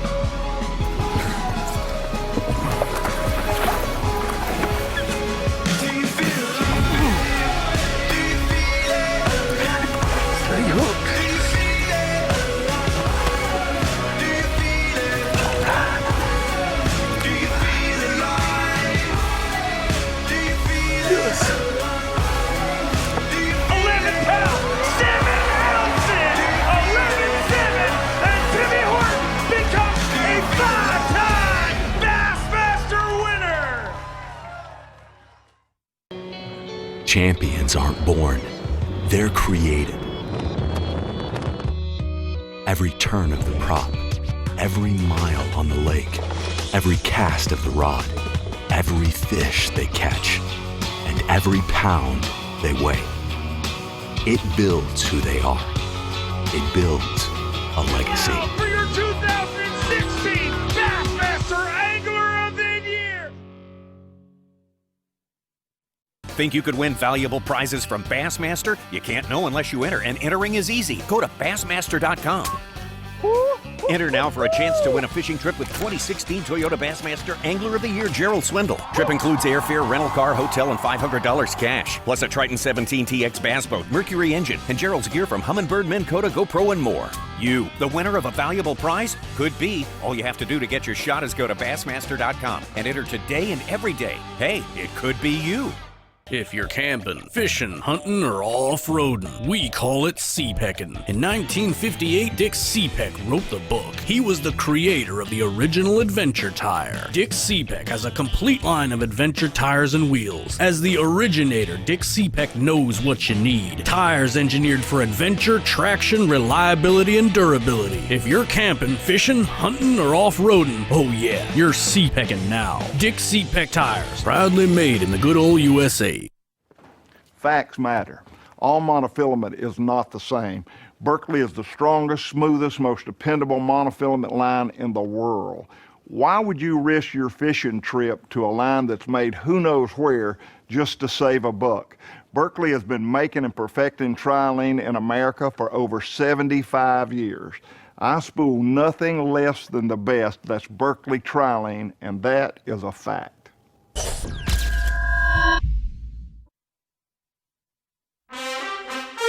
It's the 2017 Geico Bassmaster Classic presented by Dick's Sporting Don, Goods. I'll call you this being week. brought to you live by Humminbird. Oh, we got some more live coming your way from the first day of the Bassmaster Classic 2017, presented by Geico. TH Marine Weather Watch. That's what's on right now. You know, about supper time yesterday, that wind started blowing here in the city of Houston about 20 miles an hour through all the alleys and streets and everything, bending the trees over. And then this morning it was about 70 degrees when you woke up. You knew that was not the combo you needed for nice, gentle weather. It's been a little rough today. It's going to get a little rougher as this day goes on. There's the forecast, though, the next couple of days. High of 80 tomorrow, sunny, 9 miles an hour wind, relatively mild. Saturday, warmer, cloudier, more wind. And Tommy, if you don't mind me saying, this is an official TH Marine This is weather the official. report, We had an unofficial okay? earlier. Absolutely. Take a look at the radar right now. They are starting. Tommy, as you say, from central Arkansas, these are little thunder poppers that we're starting to see. Thunder poppers starting to pop up, little popcorn thunderstorms popping up all around the west And of if Houston. you're near this expo, you need to get here. I'm staring at Gary Dobbins walking right in front of me right now. I mean, this is the place to be. Absolutely, to see and be seen. This is absolutely the place. And also because the wind's blowing 25 to 30 miles an hour out there outside the expo, not only on the lake. Absolutely, yeah. It's pretty stiff breeze out there today, and will continue. The thunderstorms, not really any big organized system looking like it's coming here just yet, but they say later tonight that's a definite possibility. Tomorrow, though, you saw it. Should be sunny. Should be a different story, a different look to all the fishing out on Lake Conroe. Lake Conroe, our playing field, all-important playing field. Houston, our host city, and this big landmark here in Houston is the George R. Brown Convention Center, right on Highway 59, a huge cavernous place, all filled up with the Geico Bassmaster Classic Outdoors Expo presented by Dick's Sporting Goods. What an incredible sports show this is. Not just all the stuff you can see, but the people you see. It's like old home week for everyone in the bass fishing culture, and all the stars, the young stars, the old, they're all here. It's a great place. It's a great week to be here, whether you're fishing or not. Obviously, out there fishing is where most people want to be, but just this expo, they just opened the doors an hour ago. It's getting crazy in here already. I can't imagine this weekend, but I want you know what? Looking at some of our unofficial standings right now on Bass Track, here's what's going to be a very telling story later today after this weigh-in. Okay, there's a lot of guys right now in our top 5, top 6 that are one bite away from being right in that Iaconelli mix of weight.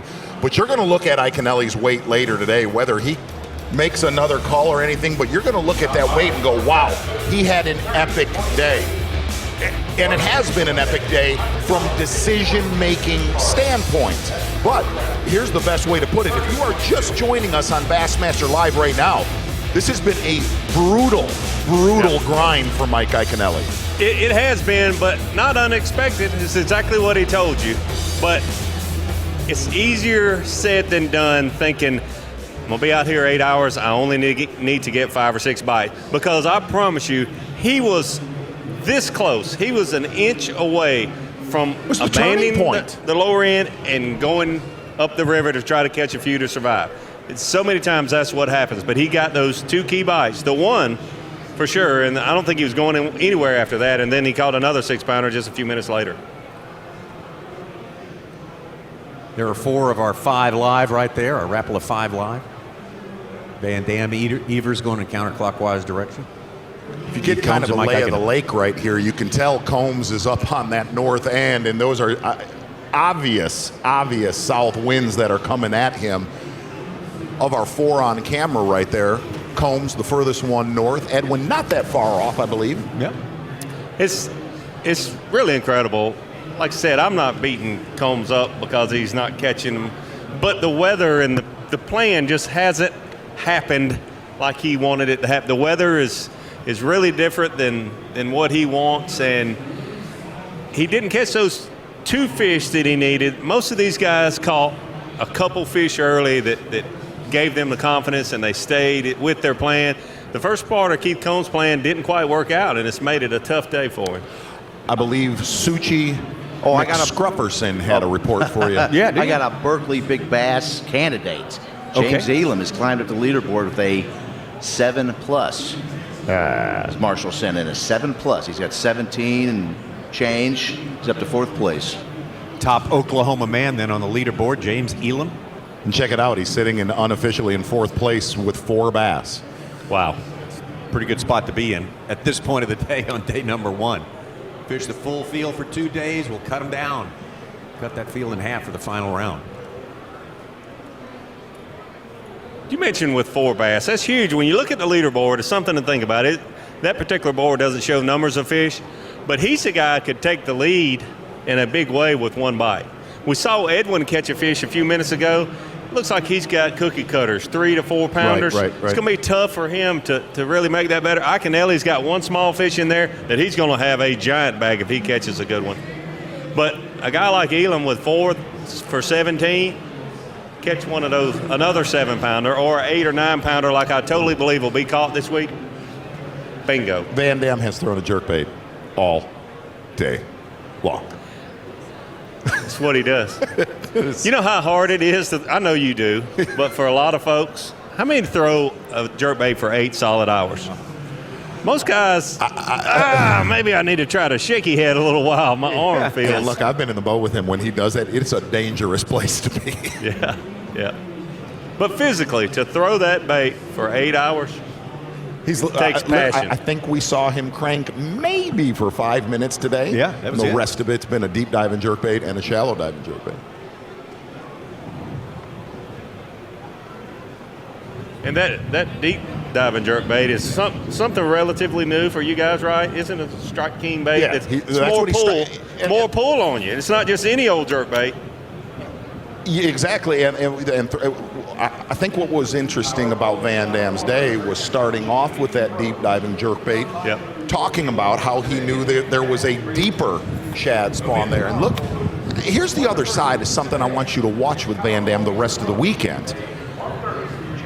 We talk about a lot of these guys that are in our top 10, top 15 that are fishing up lake and really dividing fish around. Van Damme has free reign of what he's doing on this lake. Yep. He does. Good point. Something that I want to bring up also, Iaconelli's leading. Obviously, he's doing some things right. Throwing this shaky head with the wind blowing 25 miles an hour is not what you want to be doing. He's got a tremendous amount of confidence that the bait that he has figured out during the day today is the best bait to throw, because he threw a Carolina rig a lot this morning. And he caught a 6-pounder on it, 6.5-pounder on it.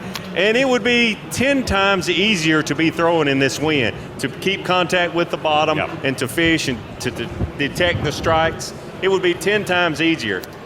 He's fishing this bait. It's tough in this amount of wind because he thinks he's totally dialed in on what the fish want today.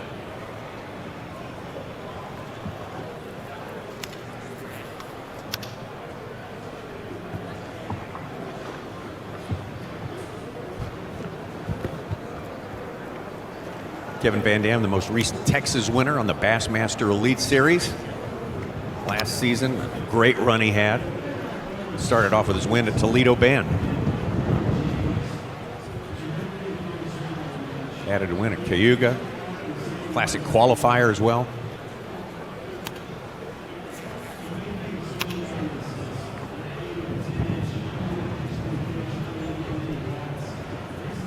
This dock right here in front of me ought to have one.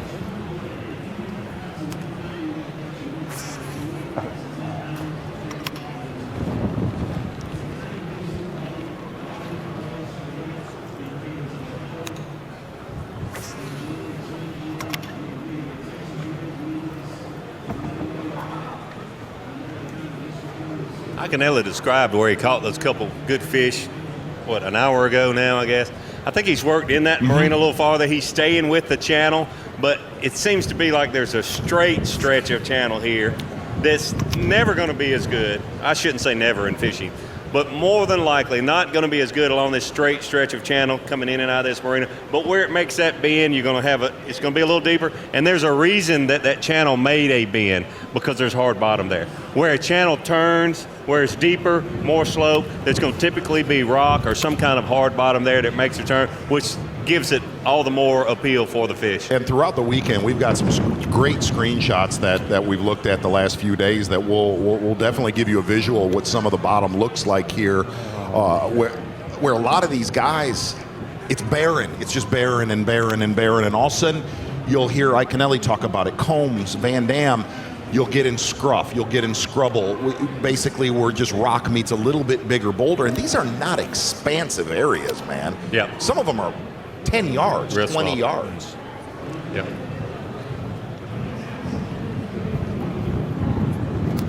This lake is not very old. 73, I think the youngest lake they've ever fished a classic in. Youngest lake we've ever fished a classic in. Still has underwater ponds because it hasn't been very long that they flooded it. And there are guys that are targeting those. You can see a depression on your graph, on your mapping system.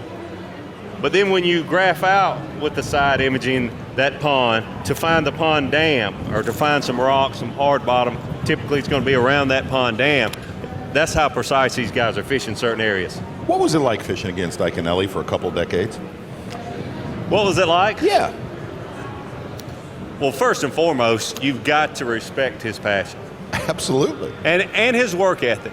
He's a guy that practices as long and hard as anyone.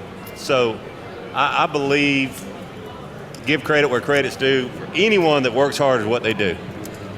And his accomplishments, he gets a little wild and crazy on the water sometimes, for sure. This is a subdued Mike Iaconelli, I think, to be leading the first day of the Bassmaster Classic. I thought he'd been kidnapped for a little while there. But I think we had a mutual respect for one another. I think we did.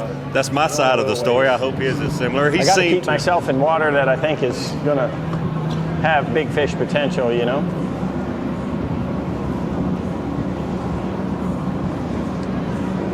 Probably going to be bumpy once we get around this corner, too. You know, something that I got to see with Iaconelli taping with him this year, and we taped for, basically 2.5 days. And I'd fished with Mike before. And you get a lot of people. There's some people walking around in here, they'll be like, hey, is that whole gig a show and stuff? Here's what I can tell you. Taping with him for 2.5 days was the highest of high emotion I got to see and the lowest of low. And here's the best way to describe that was when it got going and things were happening and stuff like that. You've been on the show. It's a lot like a tournament. It is. It's a lot like a tournament where you're trying to achieve something when you don't know what it is. There's no weigh-in and everything. At least there's not in my mind. But what was interesting is he lost one. He lost one when we were taping. And I'm telling you, he was traumatized till he turned the tide. And I was really watching that and watching his mannerisms. I make one more pass with a different color shaky head, and then I think I'm gonna call it.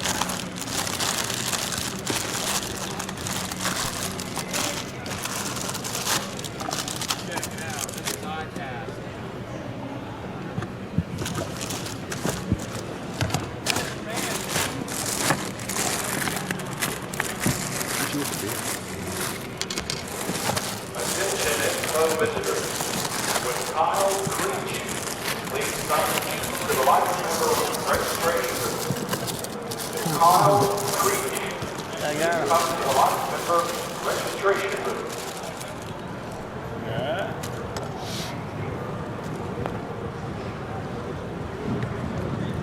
But I'll tell you something, and this was something that I talked. Getting windy out there. This is something I talked to Iaconelli about, was when that momentum gets going in a positive direction, he is unstoppable. How do you mean now? It's just a snowball. You watch it happen. I mean, it's happened. We've covered it. It's happened in my boat. You see it. You feel it. And what's interesting is he'll even admit this. When that snowball heads the other direction, I'm being serious. You see it and you feel it. So to David's original question, what you see on our show, what you get, is it's what real. is always what happens when he gets in the boat. No matter what the circumstances, that's what happens. I think his biggest strength on Earth is him, and I think at times his biggest weakness on Earth is him. Yep. He has higher highs and lower lows maybe than he'll tell you that. I've tried to do. But like you say, that's his biggest strength at There's times. no doubt for sure. about it. For sure. I've always tried to find a little the flat line. I've had highs and lows. Like I mentioned, he's a wild and crazy guy on the water. I've been seeing dancing on the front deck and it wasn't very good. So I've had my highs and low moments also. Fantastic. What do your kids talk when they like talk Schwarzenegger Bass. to Dad You little about? galley man, I'll pump you up. Right. Yeah. Right. It has been a time so far. Davey, what do your kids say to you about that dancing now? What does Natalie? I'm looking at Natalie right now. What does she say about that? Honestly? Yes. Now or the day that I did it? Since then till now. When I did it, they were still in school, both of them. Right. Dad, please don't dance anymore on national television. Was it a hybrid Running Man you were after? Well, Detroit Woody style. Hybrid Running Man. Little hammer. Bit of hammer. MC Hammer. Carpet on my boat. Tennis shoes that were sticking to it. I'm going to blame the way it looked a little bit on that. And just uncontrollable joy, because it truly was my 40th birthday, and I knew I had just won $100,000. I want to ask you a question, though. After you snapped off that hot rip, did you say to yourself, and this is just for Tommy Sanders and myself and everybody that's listening online, did you say to yourself, wow, I nailed that, or wow, that sucked? No, I knew it sucked. I knew it did. I think it's the best anyone could do on a floating, piece of fiberglass. Come on. Yeah. Thank you, Tommy. Thank you, Tommy. Come on. It wasn't like I was on a sanded, not like you're on the stage, floor. Yeah. And just so you know, you talk about trying to find that balance, what Tommy and I call flatlining when we're commentating. I have seen some of Tommy's best commentating, but I'm going to tell you, in the dressing room, when he has a bad day commentating, I've never seen a bad day commentating. That's every day. He will go full-blown Breaking Bad. That bad guy on TV is the same guy who's in the dressing room, I'll tell you right now.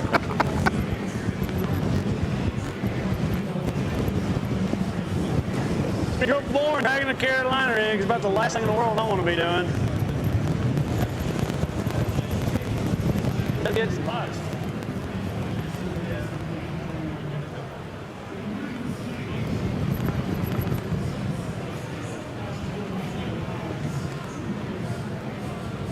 I don't know, it was something like 2002, Dardanelle, third day of competition. We got done, and he went in the dressing room. He looked at me. He's like, no, and just trashed that dressing room. What are you? No, Come on, no, it was a scolded joke, Davey. Scolded joke. He didn't do that. Come on. We need. You know, oh, Tommy, that's right. I want to go sea pecking. Well, oh yeah, trivia time. Yeah, we laid some trivia out there, some sweet Houston sports trivia for you regarding the one and only, the immortal Nolan Ryan. It's time to circle back around to that one right there. Dick Seepeck Tires and Wheels trivia question: what year was Nolan Ryan inducted into the Baseball Hall of Fame? DCBA? I would say first ballot Hall of Famer. Yeah? Yep. Has to be. Yep, but he played a long He time. did. He played a long. I'm going. B or C. I'm going B. I'm torn between C and D, but just because I think C, I'm gonna overthink it a little bit and go D. I'm with you again. I have to be with you again on D. Let's see what that answer is. Dang, it was I knew C it. there. Okay, it's E. Mark Zona's I like playing field. I like Dick CPEC tires. I really do. I love going CPECing. I'm starting to hate your trivia, Such. How could you hate that? Nolan Ryan. Such, that was uncalled for. I Top records, apologize you know for that. Yeah. Such has got another bet to settle here, though, right? Correct? Oh, yeah. Yeah. John Stewart has offered me $1.75 to get his Bass Nation guys mentioned on live here today, and they're doing okay. We got Tim Klinger's got 4 fishies in the 20s, and Ryan Levine has 4 fish, both about 11 pounds. Daryl Okamika just caught another one in his 30s, 8-12. He's in 30th, and then Bethel Coach has greased my pocket too. I may get be able to go buy a bottle of water. John Garrett is 2 fish for 4, and our team champ Scott Cliff is still 0, but he may just not be on bass track like Hackney. Hackney has 4 for about 9 pounds. He's not showing up at all. Yeah. Collect your 175 there, Such. I might see what we can do. That's what we say right there. Iaconelli. Can you believe I didn't pick 1999? That's the year I won the Classic. I was torn between the two. Why wouldn't I go with 1999? I know. And you were leaning there. Dang.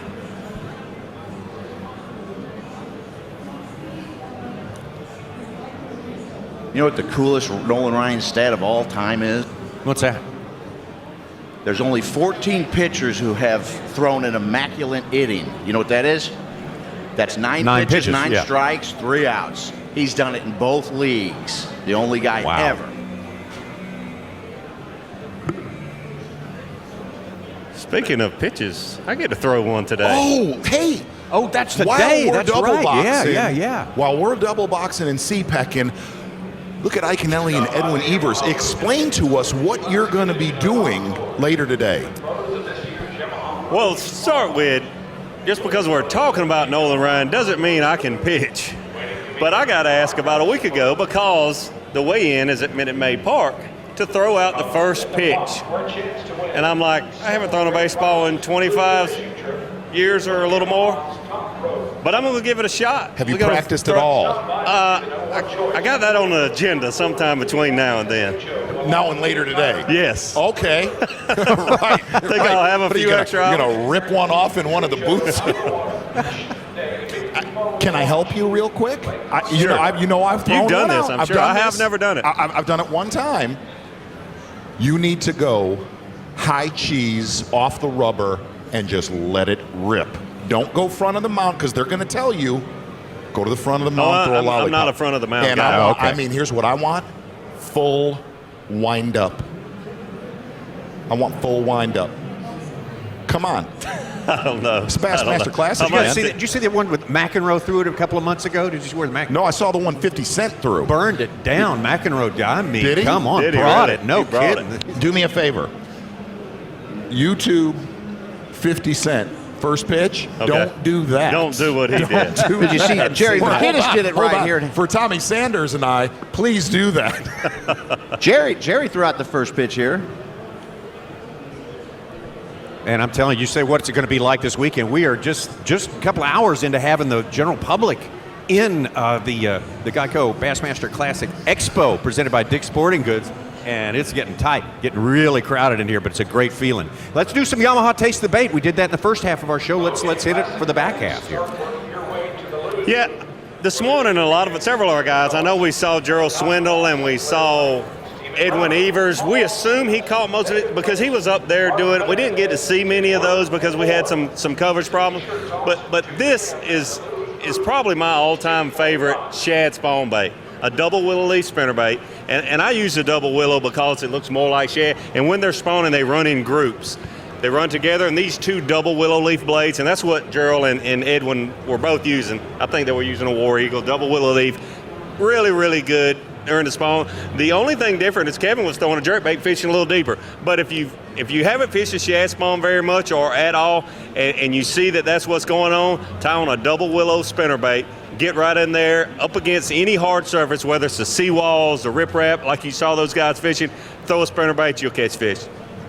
And really the other side of this morning, at least what we had coverage of, was Kevin Van Damme. And here's the amazing thing is we were like, hey, you know what? Let's get our hands on some jerkbaits. Well, here's the problem. Nobody thought they'd be caught on a jerkbait in this tournament. I don't care what anybody says. And Van Damme started off early with a deep diving jerkbait. That right there on your right-hand corner is a shallow water jerkbait, but the deep jerkbait he started with right there. Here was the cool thing about this morning. Van Damme said a lot of those bass and a lot of those giant balls of shad were a little bit deeper than usual. Most times when you see what Edwin Evers was doing, right on the seawall, right on the bank, Van Damme was on that second roll, kind of that, call it 5 to almost 11 feet of water. We only saw him catch one bass that was really shallow. Yep. And the other side, just down from where Van Damme was fishing, plain and simple, here's the best way to put it. Mike Iaconelli was living with a Carolina rig lizard early this morning, caught 2 fish right off the bat, one of them a critical bass, about 6 pounds, and said, look, I'm not getting a lot of bites throwing a Carolina rig lizard, but the ones that I am getting, they're big fish. But the biggest transition during the day for Iaconelli is when he switched over to a spinning rod and a shaky head. And if somebody would have said throughout this tournament that a shaky head would have dominated on day number 1, blows me away. Real quick, the big difference in this soft plastic, and I don't think he's using this exact one, but he's using a straight tail worm, is the amount of vibration that comes through the water. And these fish, for some reason today, wanted this straight tail worm. As we get back out on the water right now with Iaconelli, this is right where he did a majority of his damage, right around, that was about just after lunchtime. Iaconelli hooked up right now live.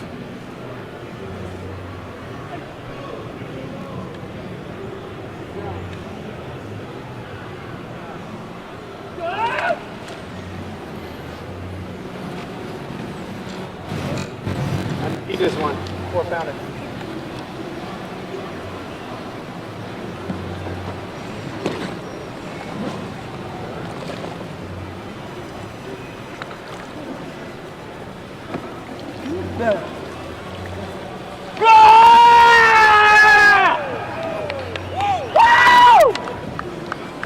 We're gonna hook this fella out. Hook fella.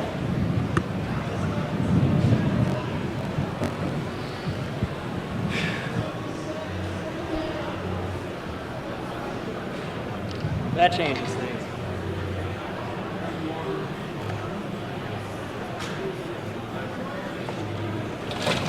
Watch this cull.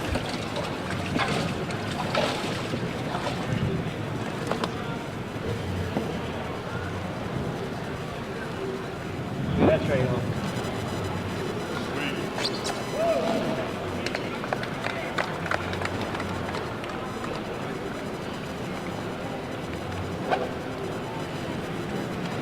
You know, I made a good move. I came back through the stretch that's been so good to us, and I decided to switch worm color. You know, a lot of times fish can get pressured enough that you want to stay to the presentation you're fishing, but you just want to use a different worm color. You want to come back through with a different color. So it's a great strategy if you're fishing the same area over and over and over. Try switching color.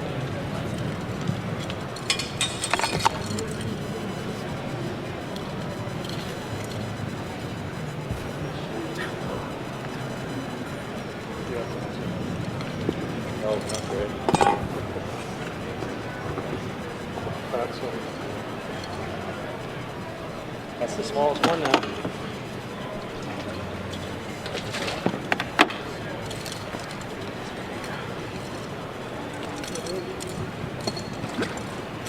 Time for another day.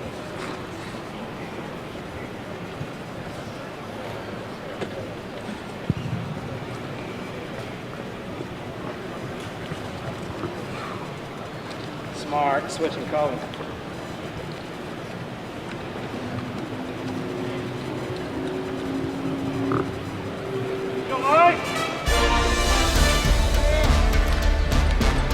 Iaconelli going to be one more like that, maybe not even that big. He's going to get close right on the 25-pound mark.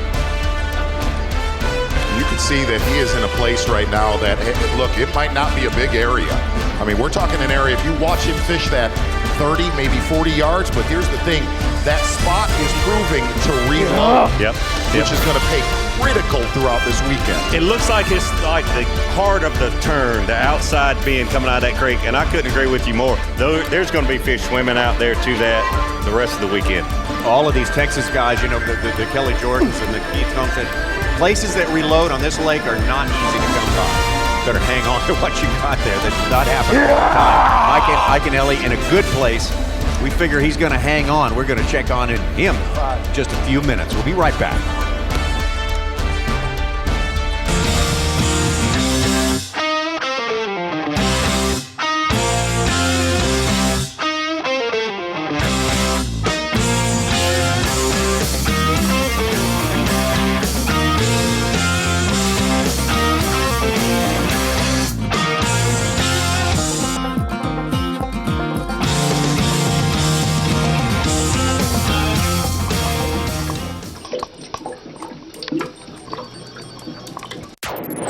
The ultimate predator has evolved again. Now, Yamaha B.A.S.S SHO Performance is prowling the waters in 4 hungry, exciting new models. With their 4 valves per cylinder and double overhead cam fuel-injected design, these advanced 4-stroke predators are taking performance to a whole new level. Vicious, lean, efficient. B.A.S.S SHO. The pack is growing. Almost 30 years ago, I fished my first Bassmaster tournament. Once you win one classic, you want another. Once you win Angler of the Year once, nothing satisfies anymore. I love the competition. I love that people are always gunning for me. I never would have guessed that I'd be the guy with the bullseye on my back, but I'm cool with that. Toyota, let's go places.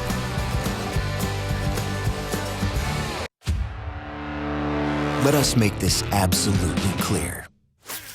The days of wasted casts and missed opportunities are over. New Mega Imaging takes fishing into the megahertz range for the first time, because higher frequency sonar means higher frequency of this. Without a doubt, it's the most detailed picture of the world below ever. And it's only from Humminbird. That's awesome. That's so cool. It's a game changer.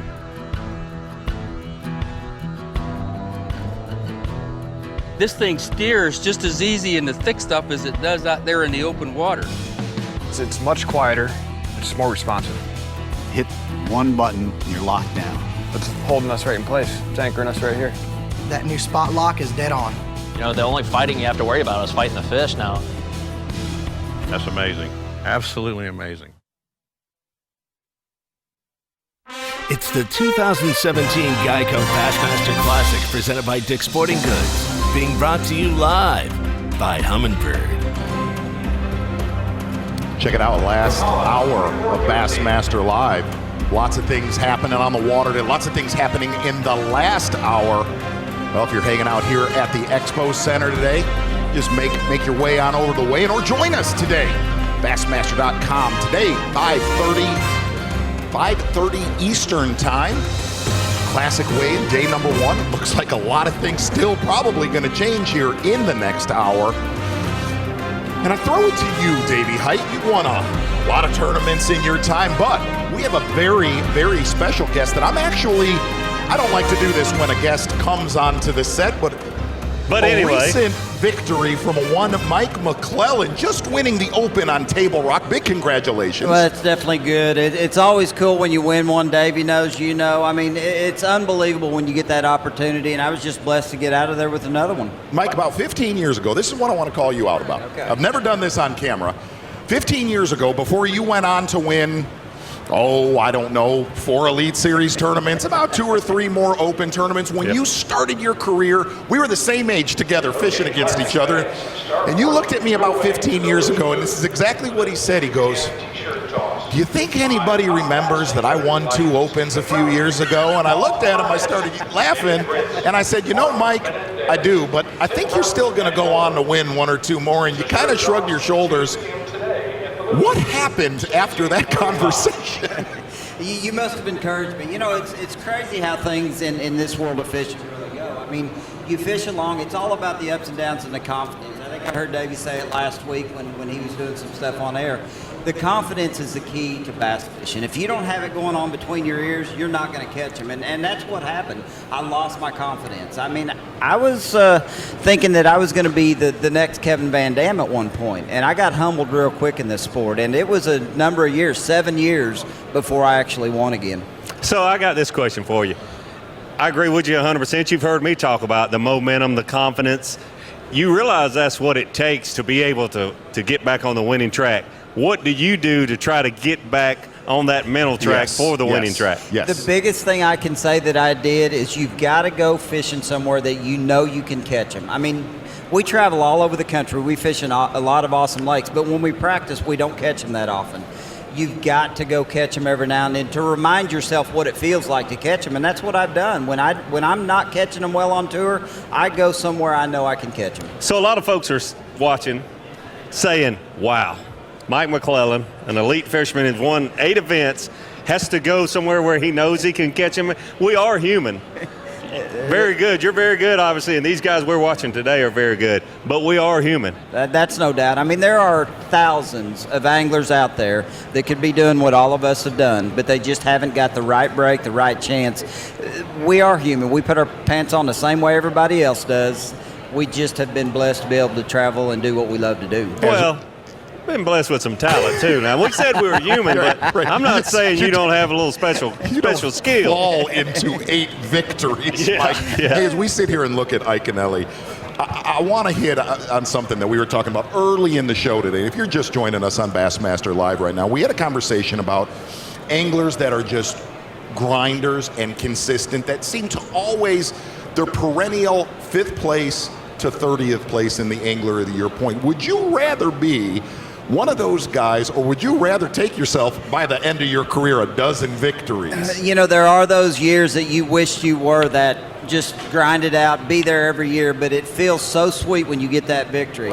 And a victory carries for 2 or 3 years, where being in the top 30 doesn't necessarily carry to the next year. So I'll take those victories, and I know Davey has fished his whole career that way.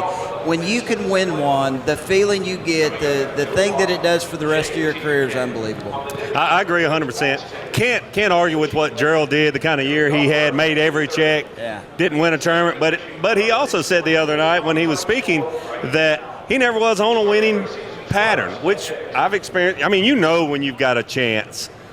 Most times you know when, hey, I got a chance to win this one.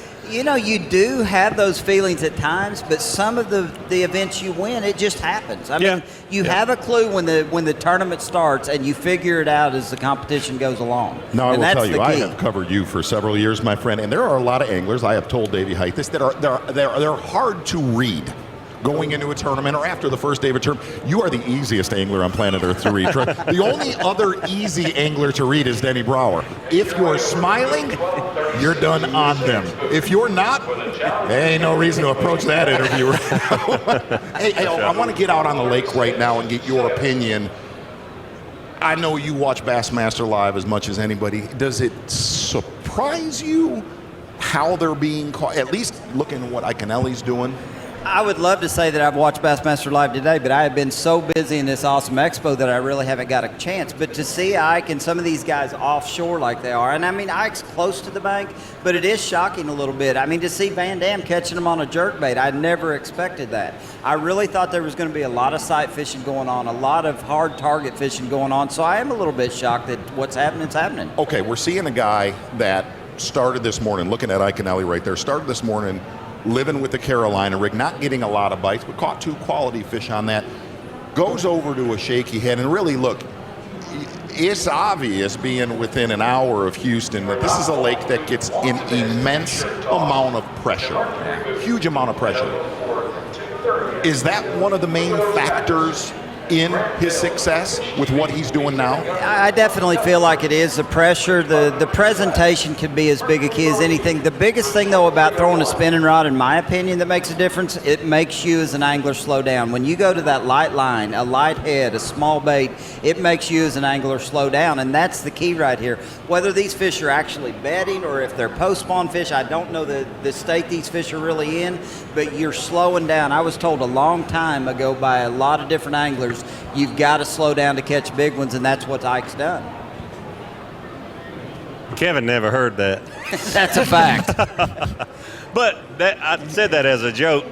He caught an 11-pounder. I think you were probably in that event at Louisville. He caught an 11-13 on a shaky head. Shaky head. So, you know, Kevin does slow down when Kevin knows he has to. The thing about Kevin, he's going to make more presentations, more casts than any of us probably ever will in our career, and he gives himself opportunities to catch big ones, and that's what Kevin's game is. Ike, on the other hand, is pretty versatile. He does a lot of different things. Spinning rods are something he's comfortable with.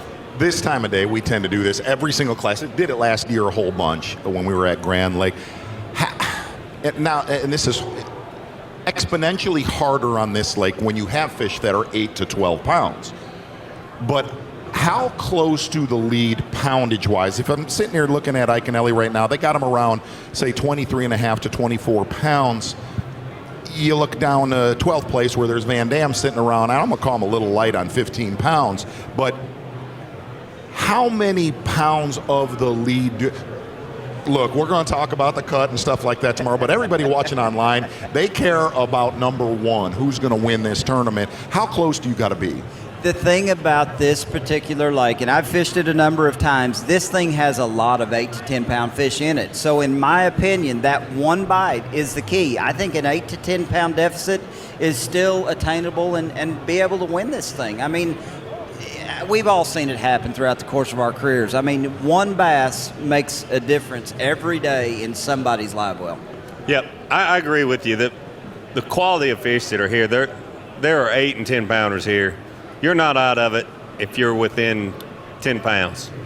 And the other side is we're going to have, and this is going to be another one, Such, this is going to be an unofficial TH Marine weather report from me. We're going to have 2 more big weather shifts. Tomorrow we're going to have really bright sun, and there was many anglers that were looking at them a day and a half ago, 2 days ago. Will you see that transpire before this is done? I really believe you will because of what the weather conditions were a few days ago. I mean, we had some warm, nice, sunny days, and all it takes is the wind to lay down, the sun to come out, and those big ones will set back up where those guys are going to be able to catch them. And there are some awesome sight fishermen in this event.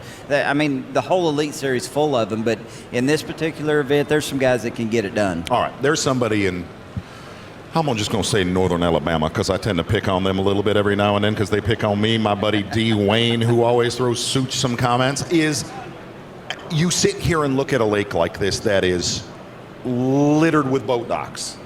Thousands and thousands of the most perfect boat. And I looked at guys like Matt Herron, Andy Montgomery, Jason Christie, some of the best dock skippers on planet Earth. And I said this to Hackney. If you come out on day number 1, drop your trolling motor and skip a jig all day long under docks, every single one of them said to me, I'll get my teeth kicked in and sent home on day number 2. Why is that in March? The big thing about that is simply the fact that the fish are wanting to spawn, and they're not going to spawn under those docks. They're going to spawn around the docks. They're going to catch them around docks, but they may not catch them back up under the docks where people like you're talking about, Evers and Herron, and those guys are so good at getting. Andy Montgomery may be the best presentation angler there is on tour right now, so that's the reason right now. Okay, this is what I said to Davey. Now I'm going to keep going on this. Okay. What about all the, looking at Edwin Evers trying to make a small cull right here, but what about all, it's been such a mild winter here. There's a lot of fish that did that a month and a half ago, Mike. Iaconelli's catching post-spawners that are already moving back out. Is that what he feels like he's catching? Mm-hmm. They're near a dock. Well, I said that. They're near and around docks. Within 300 yards for sure. Yeah, the big thing about it, I mean, and I haven't been on the water, so I don't know the state. If the brim were bedding, if there were different things going on, I could see the dock deal really coming into play. Water temperature, it's been a mild winter, but when it gets hot, That's when those bass want to gravitate to those docks. When there's a lot of boat traffic, that's when they seem to gravitate to the docks on this lake. And I've caught many of them around these docks, and I've caught some giants around these docks on this lake. But the big ones that these guys are catching, if they're post-spawn, I feel like they're going to come on that stuff like ice fishing, that offshore stuff. I mean, Edwin's off the bank. You know these guys have an opportunity, and then you see my buddy G, going down a seawall. I mean, there's fish everywhere in this lake. You just got to put yourself in the right place. A day like Swindle's having, a day like Keith Combs is having. This time of day, Bassmaster Classic, what starts creeping in your head? In these guys' mind, I just don't know that really creeps into your head anymore, because everybody fishing out here today knows that it happens in minutes. I mean, you've seen it, David. We all see it. You keep your confidence until the last cast is made. And I mean, one bite at 3 o'clock or 2:55 before you check in could be an 8 or 10 pounder. These guys have all done it so long and are so good at it. Now the younger guys, the rookies, the first timers, that's when it's tough on you. But these seasoned anglers, like you just mentioned, Swindle and Combs, and they're going to catch them if they're given the opportunity to catch them. I agree. I remember, I think it was my second classic, first or second, but I'm pretty sure it's second classic. The second day, I didn't have one at 11 o'clock. Basically, the second half of the day, all I could think about is I can't go in there and drive through way in that arena without one. I need something. I was totally out of it. All I was thinking is don't embarrass yourself. But only a year or two after that, for the rest of my classics, that thought never crossed my mind anymore. It's human nature. The thing about it is that as an angler, the more you fish, the more you understand that confidence like we talked about earlier. I never leave the ramp. I don't care if I've had a miserable practice. I never leave the ramp even thinking I might not catch 5. Now, if it happens, it happens. But you never leave the ramp thinking that you're not going to put 5 in the live well before the end of the day. Other side is looking at your unofficial leader right now, Mike Iaconelli, with unofficially a really solid lead. I use the word, and I've used it in several tournaments like this, when it's a quality over quantity situation. Okay, we're going to be, let's just say he's going to be the leader going into day number 2. This is a fragile deal. He has caught 6 keepers. It is tough when you start looking at that, but again, that's the same thing Davey and I were just talking about. Knowing when you're on the right fish, knowing that you're around enough of the right fish, you can fish all day long. I mean, you've got 8 hours to get 5 bites, and I don't care if it is just 5 bites I get, as long as it's the right 5. And Ike is of that mindset. I mean, Ike loves to catch them as well as any of us, but we all know fishing the Elite Series, it's all about the best 5 at the end of the day, and he can get it done. I mean, it's you look at the guys up there right now. Crochet, I mean, he's coming off an open win this fall. He's got a ton of confidence. Bradley Roy's had a strong season or two. I mean, it's just incredible. Jason Elam is probably one of the sharpest young anglers out there, in my opinion, right now. So it's pretty cool to see what's going down.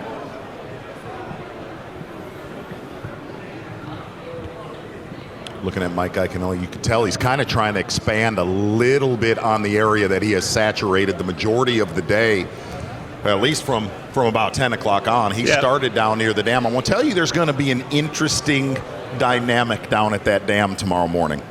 Clifford Perch has lived there. Lived there. And those guys were within 30 to 50 yards of each other.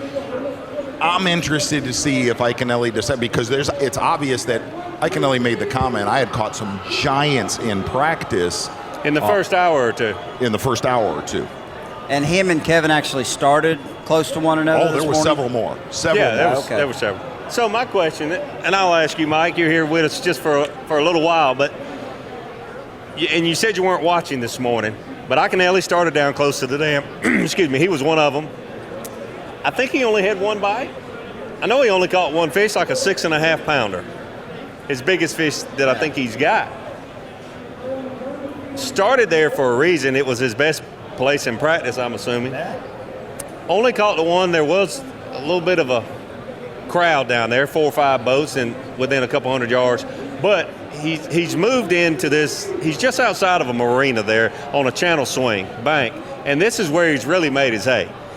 In particular, in one little spot, when you say about a 10 yards there, right in the heart of that channel swing, where does he start tomorrow?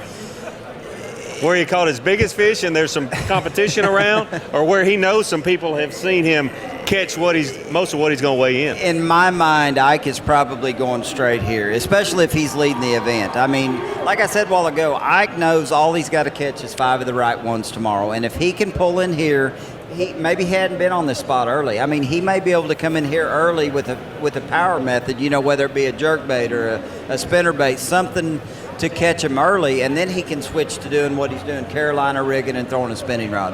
Another question going into day 2 and day 3. Last year was really one of those rare classics. Weights went up come the final day. Well, at least for the guy that won the tournament. Like way up. Way up. Way up. Is this one of those years, looking at the way that the weather's going to set up? I definitely think it is because of where we're at. I mean, we are in South Texas. We are on Lake Conroe in March when these big ones are up there and ready to be caught. I mean, there's going to be guys figure things out the next 2 days that they did not do in practice. It's going to work, and that's the big thing about it. I mean, the field that's here, and it's hard to say based on who I'm seeing in the top what all of them are doing. But, I mean, Crochet is, if he gets that slick, calm condition and pulls that topwater frog out that he loves to throw, it may be insane what that guy catches. I mean, there's a lot of things that can definitely happen over the next 2 days. I really believe, though, if it gets bright and sunny, we're still in that period of time where there's going to be some big sacks caught sight fishing. We did a little fun guess the final weight. Probably 90% of the folks watching do that with friends, and we did it amongst us. I picked the heavier weight because I felt like the winner would catch over 20 pounds every single day. It doesn't really look like it's shaping up so far with only one guy over 20. But even though the wind has blown and clouds, you would think today would be a day to hammer them. I think the weights and the catches are going to get better and better the next 2 days. I definitely agree, because one thing that this wind is going to do is it's going to push a lot of bait into certain areas, and that could be a big deal. Stuff right there. You could tell how rough it's getting out on the main lake. I guess that's one other big benefit of where Iaconelli is. It's been relatively calm there all day long. Hey, we've got about another 30 minutes of Bassmaster Live. I'm going to crank up the weigh-in in a couple hours. Mike McClellan, have to say, again, a huge congratulations. Add another trophy to the mantle, Mike. How do you feel as you talk about that momentum, turning that momentum? How do you feel about the rest of the year? I definitely feel good about it. This is going to be one of the first Elite Series seasons that I've been able to go into without worrying about making the Classic right off the bat. And it's going to give me the opportunity to swing for the fences like I've heard Davey say for years, all year long. I mean, it's just going to be an incredible opportunity, and I'm looking forward to it. Do you want to go CPEC-ing with us right now? Dick CPEC trivia? Absolutely. Let's see what we got here, my friend. Get ready. In what city were the Houston Rockets originally located?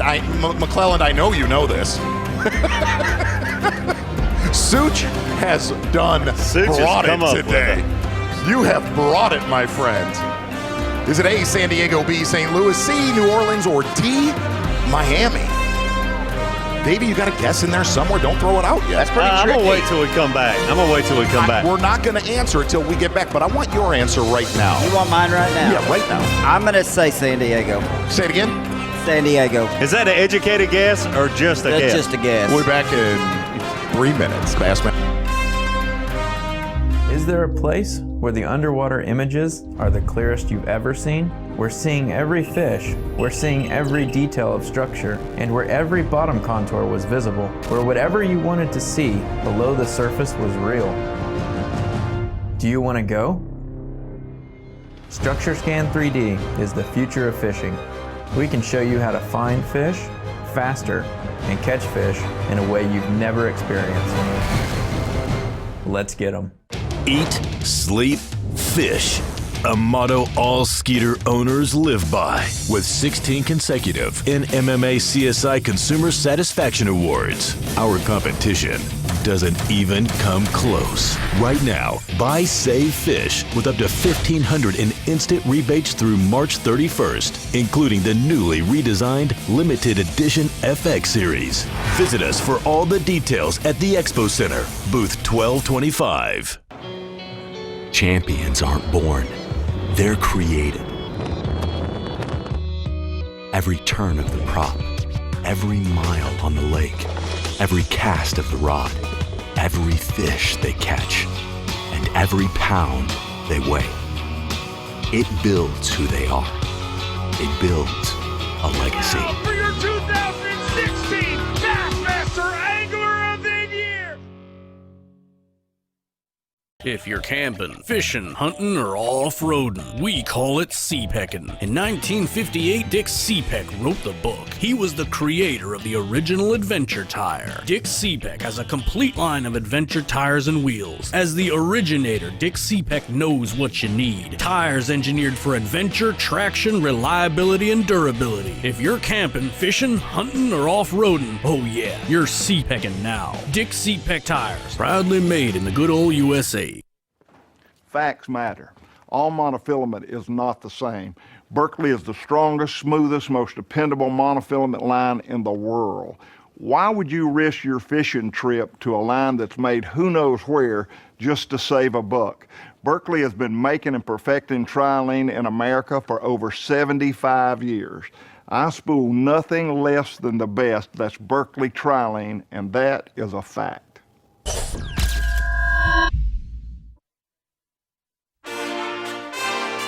It's the 2017 Geico Bassmaster Classic presented by Dick's Sporting Goods, being brought to you live by Humminbird. Hey, buddy, I'm getting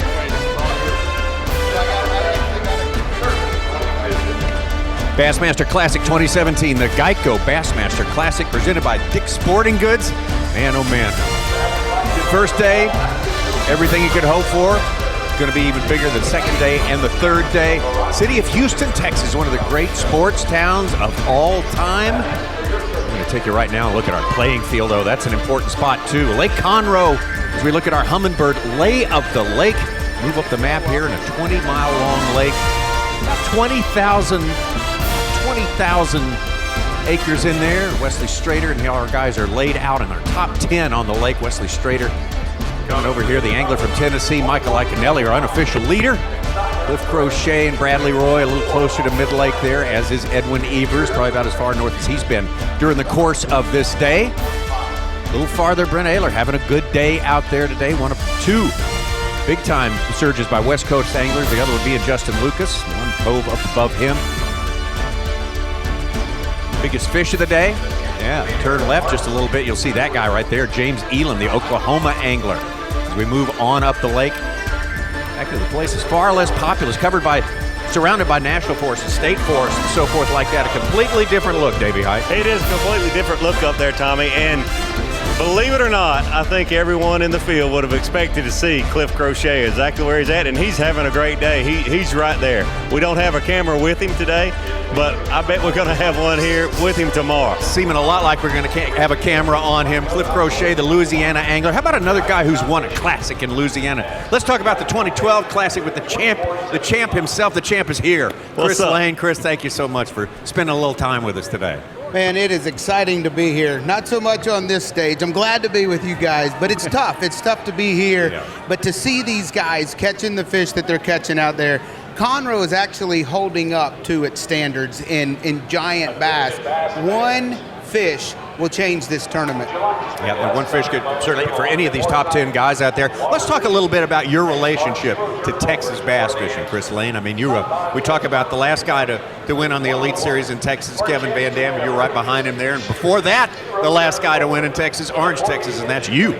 Yeah, Texas is a fantastic fishery, especially when you're dealing with lakes like Conroe, lakes like Toledo Bend, lakes like Sam Rayburn, because there are giant bass to be caught, especially this time of year. So Texas in the spring, especially with like what we were talking about earlier with shad spawn, everything going on, post-spawn, pre-spawn, it's going to be an exciting event all the way to the very end here in Houston, Texas. no one likes to speculate, but if you were starting out this morning, what would have been your game plan for Lake Conroe? It definitely would not have been a deep jerkbait like we saw Kevin Van Dam throwing. I mean, that surprised me. Me and my son, I actually have the opportunity to have him here with me. He's 15, and he pulled it up first thing this morning. And to see Van Dam throwing a deep jerkbait was like, wow, especially with Lake Conroe the way it is. You know, I would have to say it would have to be flipping or throwing a frog up in the real shallow water like you see Cliff Crochet, like you see Bobby. Those guys are going to have to adjust throughout this event because the size is obviously down south where you see Mike Iaconelli. But, you know, the size certainly means everything. That if there's a lot more fish on that upper end, to catch 18, 19 pounds like those guys are doing, some of them up there, if they can do that every day, because I'm telling you, Iaconelli's got a big lead here. If you haven't watched him all day, you think, wow, nobody's going to catch him. But he's only caught like 6 fish. And things can go south if he only gets 4 or 5 bites, if he loses one. Do you think it's going to be a deal where if a guy can consistently catch 19 or 20, or are you going to have 24, 26 pounds a day to win this deal? You know, I would honestly think the 22-pound range is where it's going to be. You know, let's not forget Iaconelli's hooked up right here. Small one. But let's not forget, 2 years ago on Lake Guntersville, Iaconelli having the lead going into the final day, and on a lake that he probably knows, you know, very well, and it can happen. So I think with seeing him fish as slow as he has, you know, he is mentally prepared to take those 4, 5. The guy might not have a limit every day that wins this tournament. Well, Iaconelli's definitely been the story so far today, and his turning point came rather early on today. And his march toward big fish fame started very early today in the very first hour of fishing. Again, only 6 bites today, but this was the first one, and it was a big time element in his limit. Attention experts. Test your non-guiding skills today in the Berkeley booth. Stop by booth 20. Right there are fish that win you the Bassmaster Classic, fish like that size. And when you see that, and when you can see Iaconelli fishing slow, when he's doing it the way he's doing, when he's able to not be throwing a crankbait and catching big fish, he is prepared for the duration of this. I mean, I don't see Iaconelli switching up a lot from what he's doing right now. So big fish are on his plate, I guess, as you would say. Having a giant lead in the Bassmaster Classic, it would be very hard to change from that. So when you won the Classic, I agree with you 100% that to win a Bassmaster Classic, you need to catch some big fish. If my memory serves me right, yours came late on the final day, the game changer. Oh yeah, absolutely. The final day of the 2012 Classic, I mean, I'll never forget it. I was probably 10:30, 11 o'clock. I look up to the heavens and I'm just like, man, you've got one shot. Iaconelli's won a Classic, so I think he's been there. So he's willing to take that giant risk to where at the point I was at, you know, being leading the Bassmaster Classic, I was sitting there and I had to tell myself, you've got one shot. This might be your only shot to ever win the Bassmaster Classic. So block everything out of your mind and give it everything you've got for that last 4 or 5 hours. And it was a 6.5 pounder that completely changed my day. It's a great story. It makes the story better for it to come on the last half of the final day. Yeah. But it certainly needs to be mentioned, the first bite Mike Iaconelli had could be that fish. You never know if it's going to be the first day or the final hour of the last day. Yeah, 6-pound fish, either to start the tournament or in the tournament, still counts the same. You bet. So big fish being, 6-7 pounds today? Yeah, I still think that will fall. I still think as the sun comes out and the weather changes a little bit, and you kind of get this first nerve jitters, first day jitter, classic nerves out of there, Conroe will produce close to a 10-pounder, if not over, before this week's over. That's just about been everyone's prediction, and we're counting on it, frankly. I've got one other question for you. You flip a lot, and we've talked about your brother and Crochet. They seem to be up north where there doesn't seem to be many docks, and we don't have a camera on them, but I'm betting they're catching fish shallow, flipping them frogs and that sort of thing.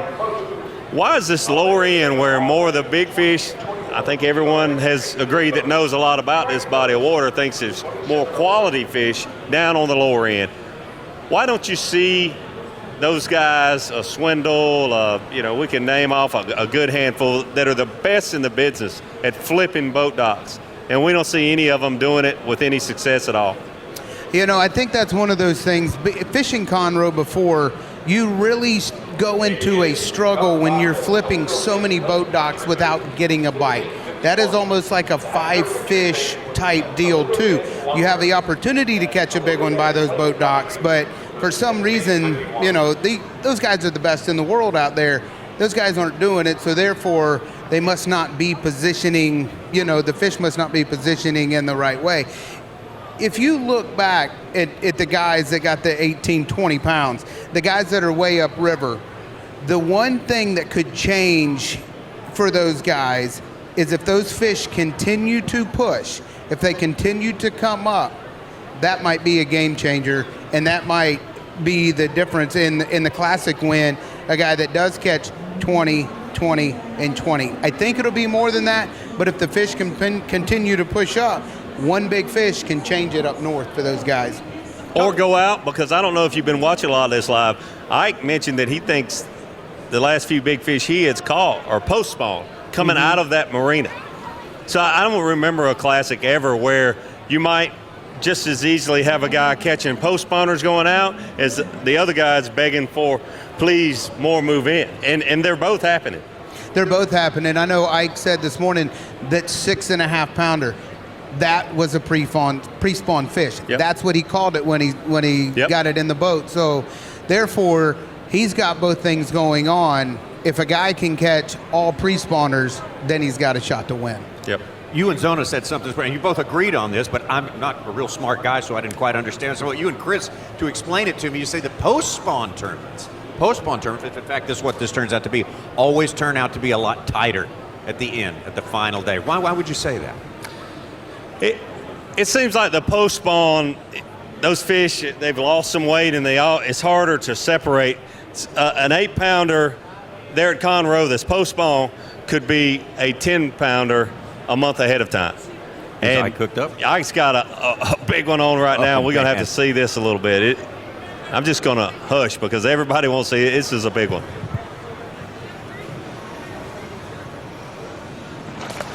Not as big as we thought.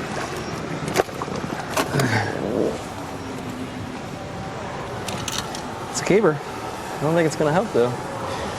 You hate the boot keepers.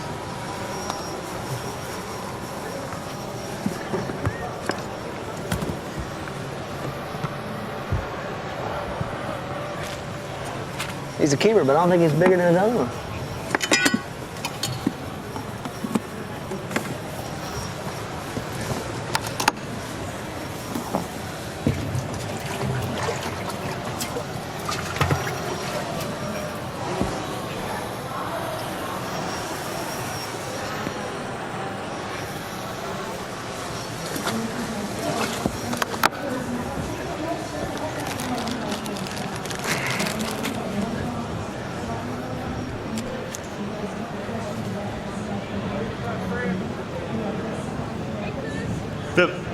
The thing we were talking about, Tommy, is a great question. We talked with Z. The post-spawn tournaments are tighter. It seems like those fish are it's just harder to separate yourself because they've lost weight. That's why the pre-spawn fish, they weigh so much more, but Ike is catching them both ways. Mm-hmm. Fish that are moving in and out, and that's going to be hard for somebody that's catching them shallow, that just those fish coming in going one direction. Because in my opinion, it's two different, twice as many fish, the possibility of twice as many fish coming and going versus the one that they need up there shallow.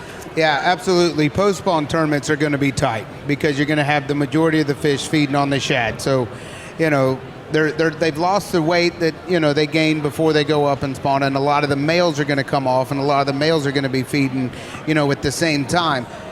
The one thing that I'm sitting here watching Iaconelli, the one thing that I have to say is he is dialed in. He is catching more fish and bigger fish than anybody else in the field, from what I can see. Van Damme caught a lot of fish, but his size doesn't quite be the same. Ike's doing a slower pattern, so Is he catching some of those pre-spawners that are still on the bottom, and maybe some spawning fish that are spawning out deeper that you can't see?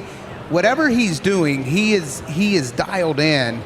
And then you got the guys up north, they're catching fish, they're catching big ones, but they're not as big as the ones down south. We got our Dick CPEC tires and wheels trivia. You can participate in this. You can throw in a late guess on this one too, because I didn't see it. This was while I was off down the hall here. Here's the question restated. In what city were the Houston Rockets originally located? Was it San Diego, St. Louis, New Orleans, or Miami? We'll give Miami. it a go. Miami. Miami, he says. Florida this is guy. A Florida Rocket. guy. I think Hey. Rockets. Because I had a good idea on the last two, although I missed one of them by 1 year. I'm clueless here, but if a Florida guy answered that confidently with Miami, I'm gonna go there. All right, I'll go for St. Louis. See what happens here. San Diego. We're told pretty you I sharp didn't have on a our clue. Rocket industry, the space industry was Rockets in starting up Florida out in and San Diego. Houston, you know.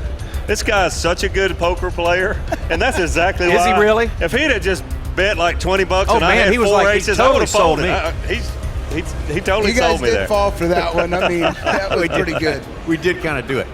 Let's talk about Lake Conroe, Chris, and what it has in common with your home lake, with Lake Guntersville.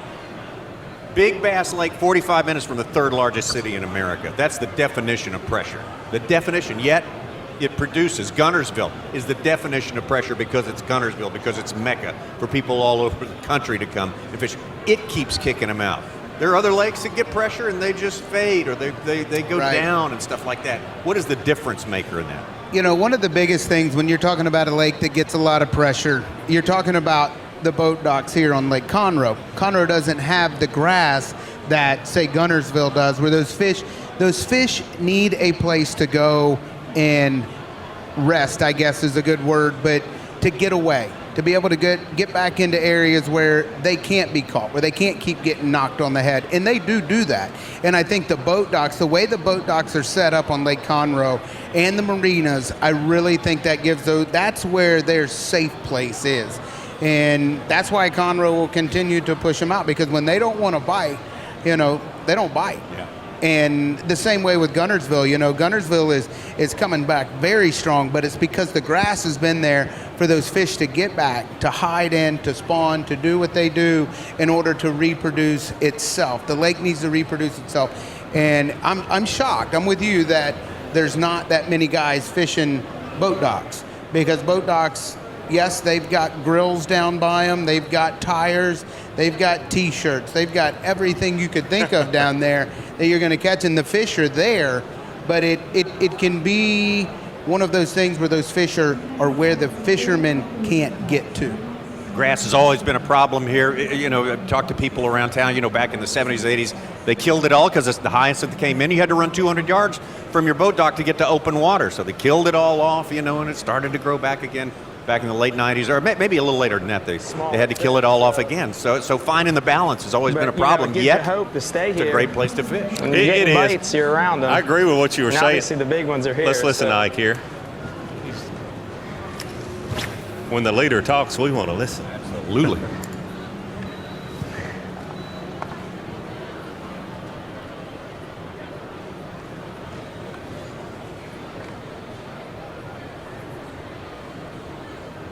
He smashed it, but you could tell it wasn't one of them big ones, you know?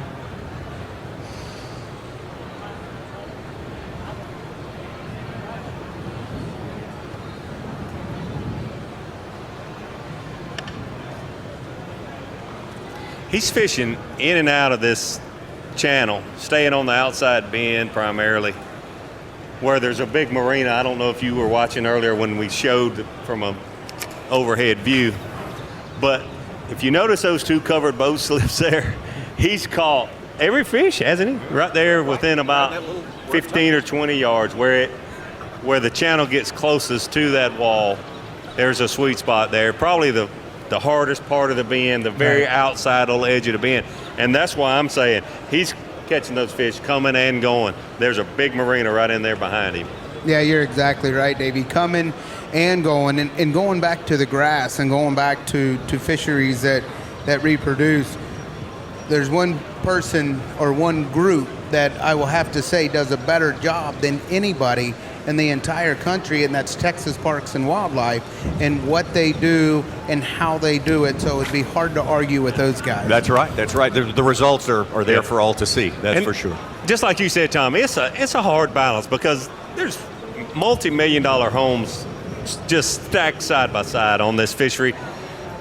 But also it's a recreational lake for those guys. So to have that happy balance between the fishermen and the homeowners that don't want the vegetation quite as much, it's tough. It's a tough balance. But they've done a good job. It's a good fishery with big fish. So that balance, and I'm with you, Chris. It seems like the folks at Texas have really got to figure it out.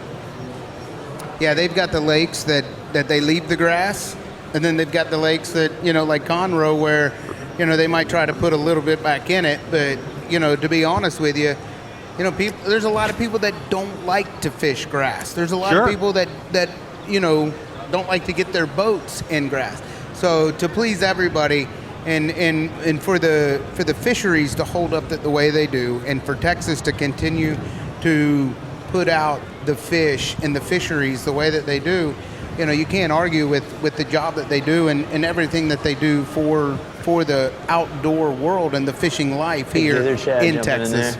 Hey, we got a Skeet Reese sighting. He's up in the top 10 filled his limit at about 16 pounds. Also, I want to warn fans going over the ballpark.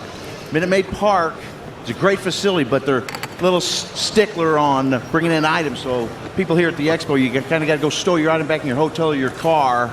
They're not going to allow a lot of big stuff in there. Yeah, give yourself a little more time to make that drop somewhere before you come in and drop all your stuff off. That's a great piece of advice there. That weigh-in coming up about 2.5 hours from now. You'll see it here on Bassmaster.com as well. Boy, plenty of room at Minute Maid Park too. You ought to, if you're anywhere near the area, it'd be worth your while to see this true spectacle in all of sport. The weigh-in at the Bassmaster Classic, and this will be one like we never seen before, right there where the Astros play, and just a fantastic prospect for today, tomorrow, and Sunday when our champion is crowned. I don't know if you were listening earlier, Chris. Zona and I rode around with Steve Bowman on practice day. But Bowman says to us, he says, look, here's what I think is going to happen in this. Big fish lake, Lake Conroe, big muscular fish lake. Everybody's going to want to come in here and power fish. He says, my prediction is someone will go against the grain, grab a shaky head, and they'll be the leader. Maybe be the winner.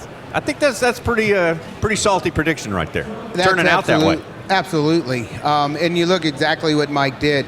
He threw the ball and chain earlier today, and then now he's up to the shaky head. And the shaky head is a great presentation to catch a lot of fish this time of year when you have fish coming and going and coming and going. And I'm with Davey and watching him fish so slow, watching him fish the way this is hard for me to say, but Ike has his composure. Yeah. We've been sitting here all day. Yeah. Saying it's a very subdued Mike Iaconelli. Yeah, we thought the real one had been kidnapped at first. Yeah, they swapped out on us. Surprised that he's got his composure. As this tournament progresses, as he doesn't know that he's in the lead, he doesn't know where he stands right now. But I think that as this event goes on, as the adrenaline, as the excitement starts to come, we will hear the screams, we will hear the hollering, and we'll see some odd things, I'm sure. This being the Classic, this being the World Championship. Of course, we got a lot of viewers watching right now, and they'll be watching tomorrow and the next day who are just getting introduced to this event, though it's as well known as it is. And I think it's always worth the time spent for someone like you, Davey, to talk about how winning the Classic really changes your life. A good, succinct description of what it did for you. You go, Chris. Okay. Yeah, winning the Bassmaster Classic is a life-changing experience in all sort of spectrums. It actually it causes you to pinch yourself throughout the entire year to actually, because people will come up, things will be said that will set you back, and the sense of take a deep breath. I can't believe this is still real. I can't believe that people are giving me confetti from the Classic when I won that fell, or they're wanting you to sign it. It's things like that. And, of course, financially and all of that, but having that trophy, it does a lot of things, and it allows you to do a lot of things, to help the future of the sport as well. So it is life-changing. To those much have given, much was required, or much is asked of. And I never felt that before until after the Classic. There was a lot of work that goes with it. There's a lot of maintaining the Classic champion, Sure. the trophy. And when you have, it's an honor. It is a true honor to have that. And when you have that trophy, there's a lot that comes with it. And you want to do nothing more than to respect it and do the job that the past Classic champions like Davey Height has done and has taught us so well. You get a sense of it's my duty to represent this sport in the right way. And it's incredible. Every past Classic champion I've known, and I bet the ones that I haven't known, and I've been around for most of the Classics, every person has upheld that responsibility. You call it a responsibility, but really it's not. A guy could go be a knucklehead. But that's what's great about our sport. We got so super folks involved in the sport that care about the sport, and when they've got that trophy, they immediately, I felt it like I never dreamed I would. Once I was the world champion, I felt like it's my obligation to represent this sport in the best manner I can. You guys both were the best at doing just that, both of you. I got one quick question I want to ask both of you real quick. You ever been in a tournament where your practice wasn't good, you felt like your preparation wasn't right, there are favorites, odds-on favorites that you're up against, you start that first day and you're not really feeling it, but then you have to say to yourself, well, I am a Bassmaster Classic champ, so let's just get this thing going here. Have you ever have a thought like that? I would have to say it would have been in Detroit, when it was the second year after I won the Bassmaster Classic. The Classic was coming to Lake Guntersville, and I was like pretty much had to have a top 5. Practice was not great at St. Clair. I had one bite that was about a 5 or 6 pounder, and then all these other fish came up with it, and I'm like, you know what, I have to go for the win. So I put all my eggs in that basket, and that's when it turned out. But during practice, running down that river, I honestly thought, you know what, I won the Bassmaster Classic. If I don't make it, it's going to be upsetting, but hey, I still won it. Ended up, we made it anyway. Well, that's the way it should be. That's the way it should feel. Chris Lane, thank you so much, Chris. Thanks so much. Chris Lane here, 2012 Bassmaster Classic champion, Geico Bassmaster Classic champion. Big bass. Chris is here, the Power Pole replay of the day. Hey, we know what that is. But it's we know who it is. It's kind of changing because we got a lot to choose from with one guy, Mike Iaconelli, our leader.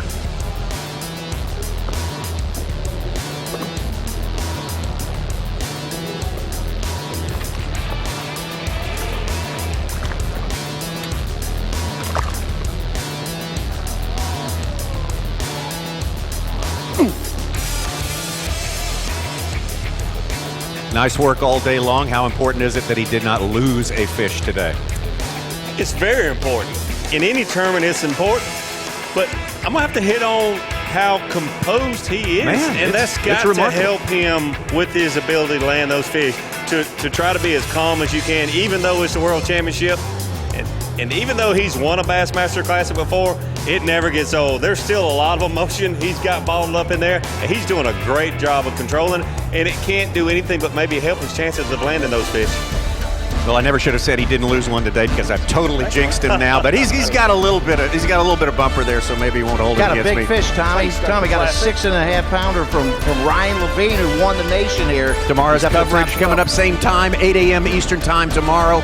We have 6 hours for you on Bassmaster Live. A couple of hours we'll have on Bassmaster.com, the weigh-in and everything that goes along with it. We'll see you there. Game over, folks. Game over. Game over. GAMEOVER.